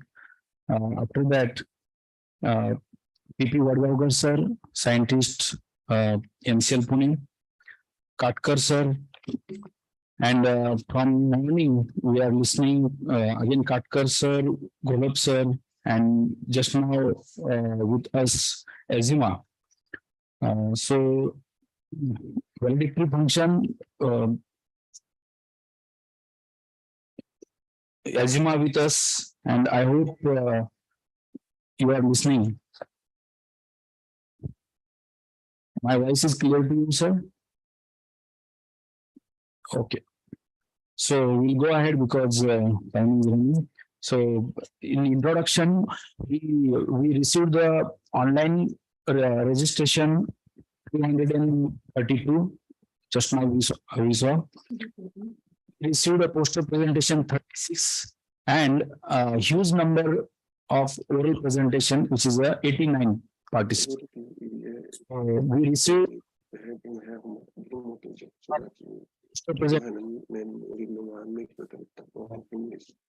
participant presented here.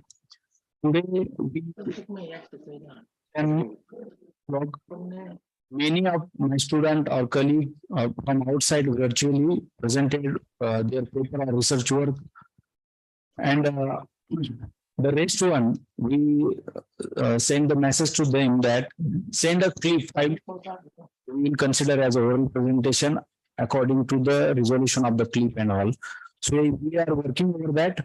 And last point of introduction, we are very soon we will send the feedback form, and it's mandatory to all participants to receive the certificate I have given the steps also. I repeat here.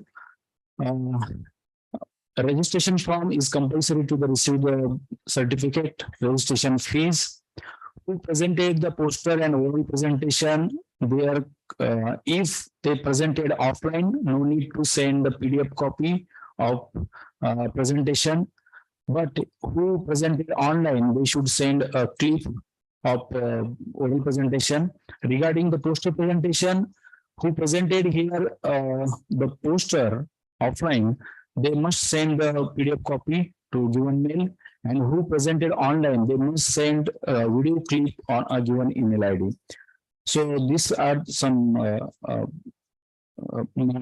from me. So thank you so much to give opportunity to introduce valedictory function. Thank you so much.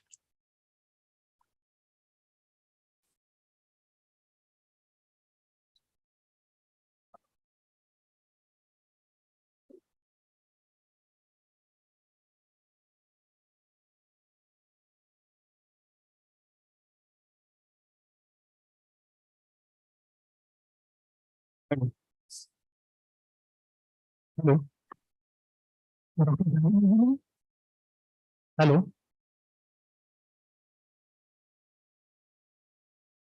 Are you audible? Sir. Dr. Ujjwala, are you audible?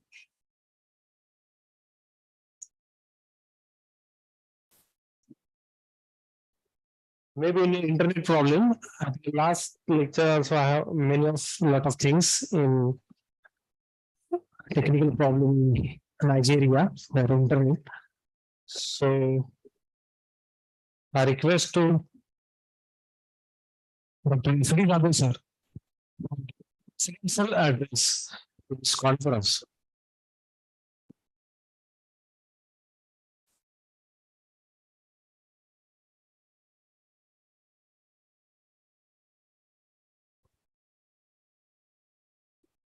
Good afternoon.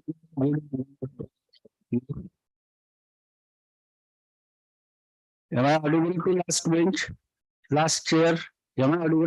Okay. So I am very much privileged to chair this valedictory session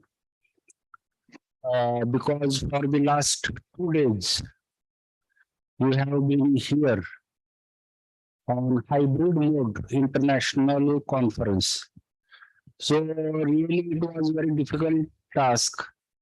It was a great challenge to organize such an event in a very less span of time. So obviously our honorable principal sir, he played a major role. He gave a particular direction, and always he is behind all these screen.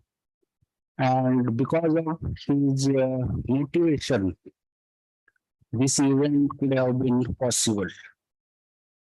Friends, I do not want to repeat many things which just now Dr. Koshti sir had repeatedly told. But I would like to pay attention for 2 things, because this activity was performed in conference hall, and that activity was beneficial for you. We have signed MOU, Memorandum of Understanding, Samanjasya Karar, with Sejong University, South Korea.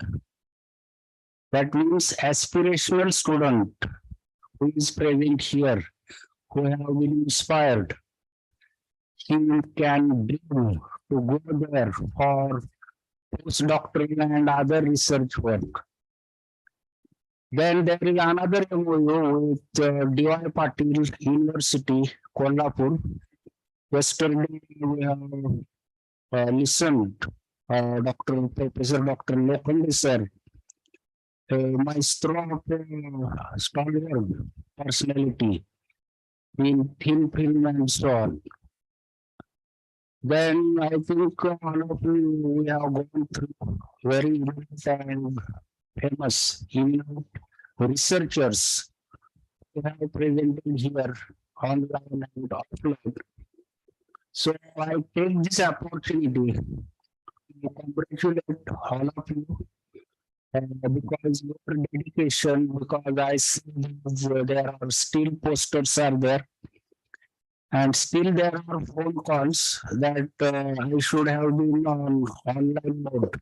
Yet I want to present my paper if you give opportunity.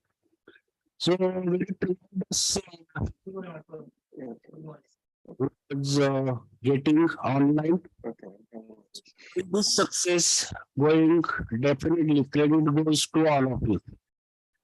Because within a very less span of time, I think you have made these posters. Just now I got feedback from outside this auditorium. Our MSc students have also done their best job, though it was very difficult, challenging them, but I think they have done their best work. So in fact, we have decided to organize this conference in offline mode. And definitely in offline mode, there is direct interaction with speakers and so on. So also in hybrid mode, I think we have successfully organized this event.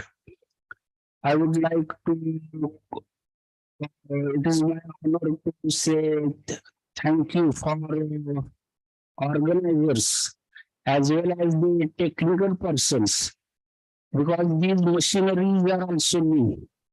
Yet nobody is perfect to handle all the missions. So without any interruption, because Azima is online, he is from South African country. So more than 3,000 kilometers away, he is now with us. So all this credit goes to technological department, especially Ketan sir, who is always behind the screen, and all my colleagues, all my fellow staffs, my junior fellow teachers, they are always go hand in hand in all activities. And of course, last but not least, the students, because of you, this conference has been successful, and with the permission of I wanted to hand over now to Dr. Jamdari sir for 1 year task.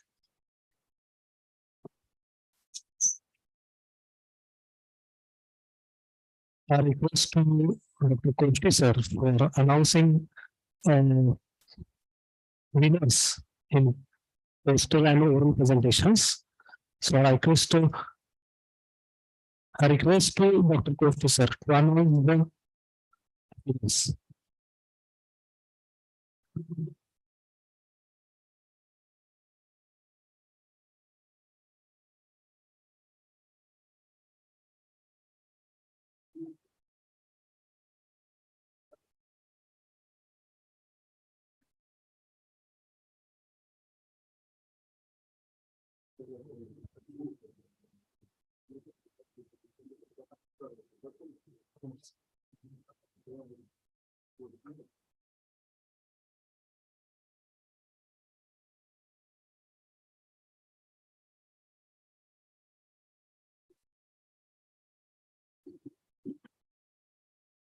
Once again, good afternoon to all. It's very difficult task to announce the name who presented outstanding, because all are very well to present. They perform very well, but it's a rule that we have to select only few of them.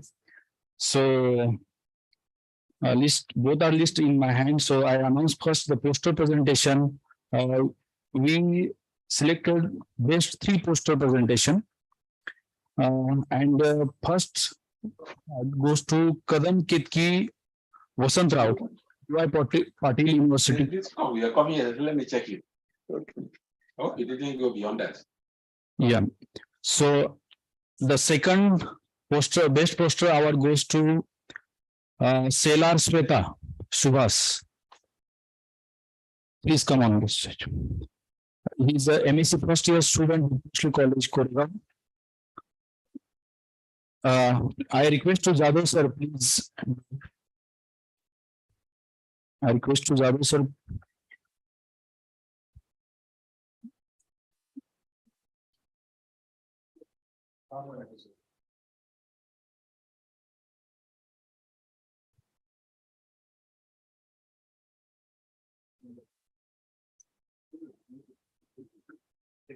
Third poster, best poster award goes to Bobre Aishwarya Dattatre, MEC first year student.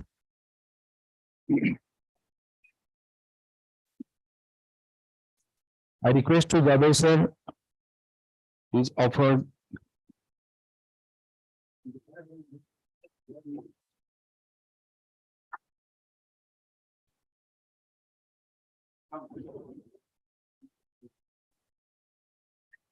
Participants in many conferences in hybrid mode, we observe that who presented offline, the winner will be there because he efforts doubles, means traveling here again, attach and presentation from morning to evening, be patient to attend and all. So by that rule, we selected 3 poster here.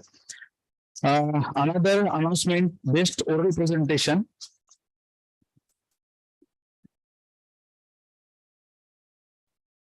Yes. Here again, we selected best 5 oral presentation because everyone presented very well. Because we initially selected 3-1, but the committee was not satisfied with 3. So we extend again 2. We have selected 5. I announce sequentially. The first best poster award goes to Sharad Lakshman Jadhav, Dr. Homi Bhabha State University, Mumbai. I request to come on the stage and I request to Dr. Jadhav sir offered him flowers.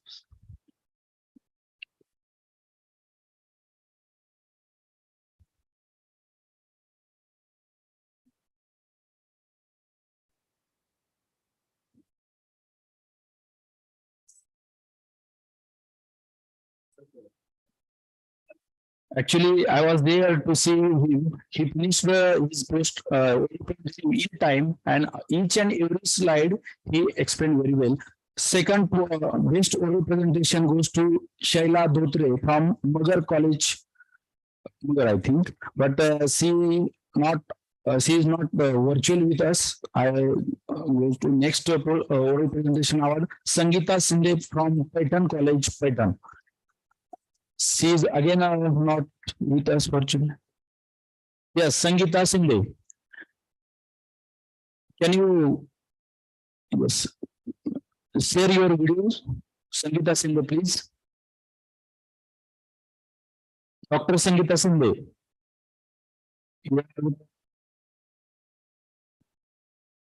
Okay, I go ahead with the 4th best oral presentation award. Pratibha Sutar, MEC first year, MEC second year student, DP College, Korea.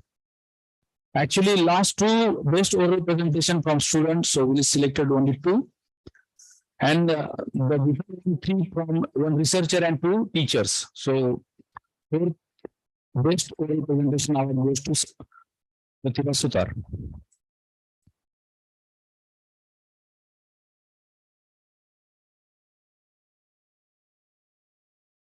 Last but not the least, because we struggled a lot to sequence the oral presentation award, and the last award, 5th number oral presentation award goes to Rohit Kadam.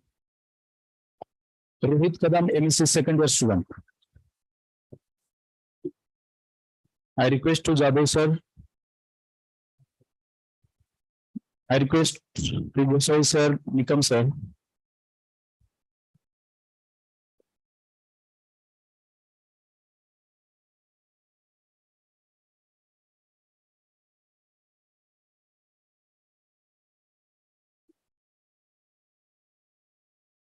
Thank you so much.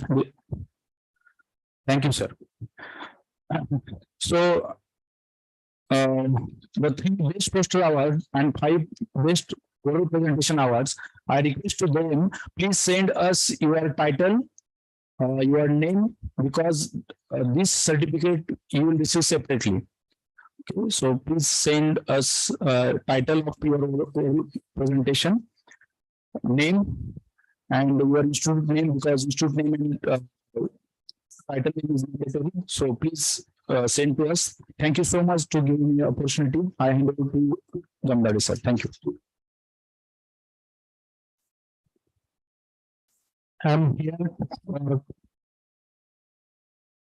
for science.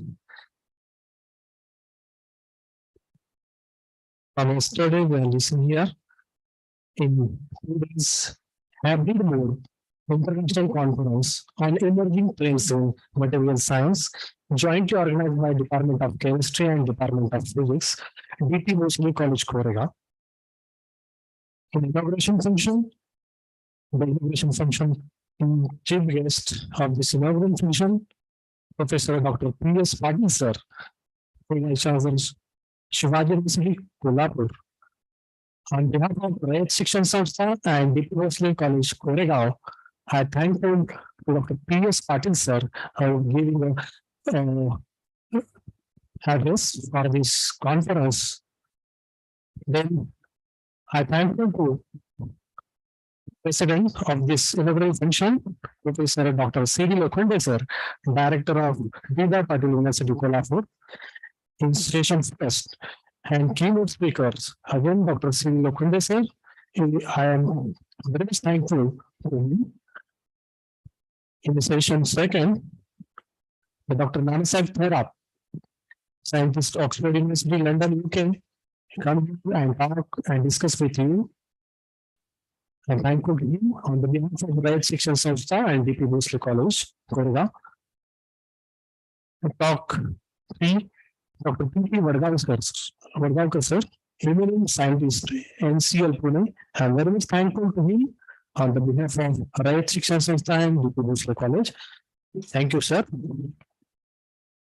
On this second day, the first lecture, Dr. Patil sir, this is a scientist, Sejong University, South Korea. I am very much thankful to Dr. Patil sir, giving a nice lecture in the session 4. Dr. Sandeep Goyal sir, scientist, House, that is a Saudi Arabia. I'm very much thankful to Dr. Goyal sir for giving a nice lecture. Then lastly, Dr. Fabian Aizia from the University of Nigeria, Nsukka. I'm very much thankful to him for giving a nice talk, and also he is present for this valid presentation. Another things, I think Dr. Zadeh sir already told about the collaboration and MOU. In 2 days, there are two international collaboration and one MOU with different universities and institutes. So remaining ones are one is remaining. So first, already told about University Kolhapur. Second one, the Sejong University, South Korea. I collaboration with Coast Saudi Arabia. So I'm on the behalf of the Rayat Shikshan Samstha and DP Bhosle College, Koregaon. I thank you to all the coordinators who collaborate with us. I thank you to all the participants, those who are present in online mode and offline mode and listen from yesterday. So thank you to organizing committee, the convener of the conference, chairperson of the conference, Dr. V.S. Sawant sir, principal of DP Bhosle College, Korea. I'm thankful to him for encouraging and support for to organize this wonderful conference. And thank you to Dr. S. Zadeh sir, convener of this conference. And thank you to coordinator, Dr. V.S. Kurti sirs, I'm thankful to organizing secretary, Dr. N.D. Vikram sir. I'm thankful to President Professor N. Hussain sir. I'm thankful to all senior, junior college, my colleagues, participants, faculty members. And I'm thankful to especially Mr. Ketan Jadhav sir to handle this hybrid mode anytime. I'm thankful to Mr. Madin sir for his support and photography and all other things. I'm thankful to Dr. Mr. Dr. sir for on bias for this panel function. And very much thankful to those are present here and those are present in the online board. Thankful to everyone to success for this conference, to participate here and discuss here and take the lot of knowledge from this conference. At the permission of the President, the conference is over now. Thank you very much.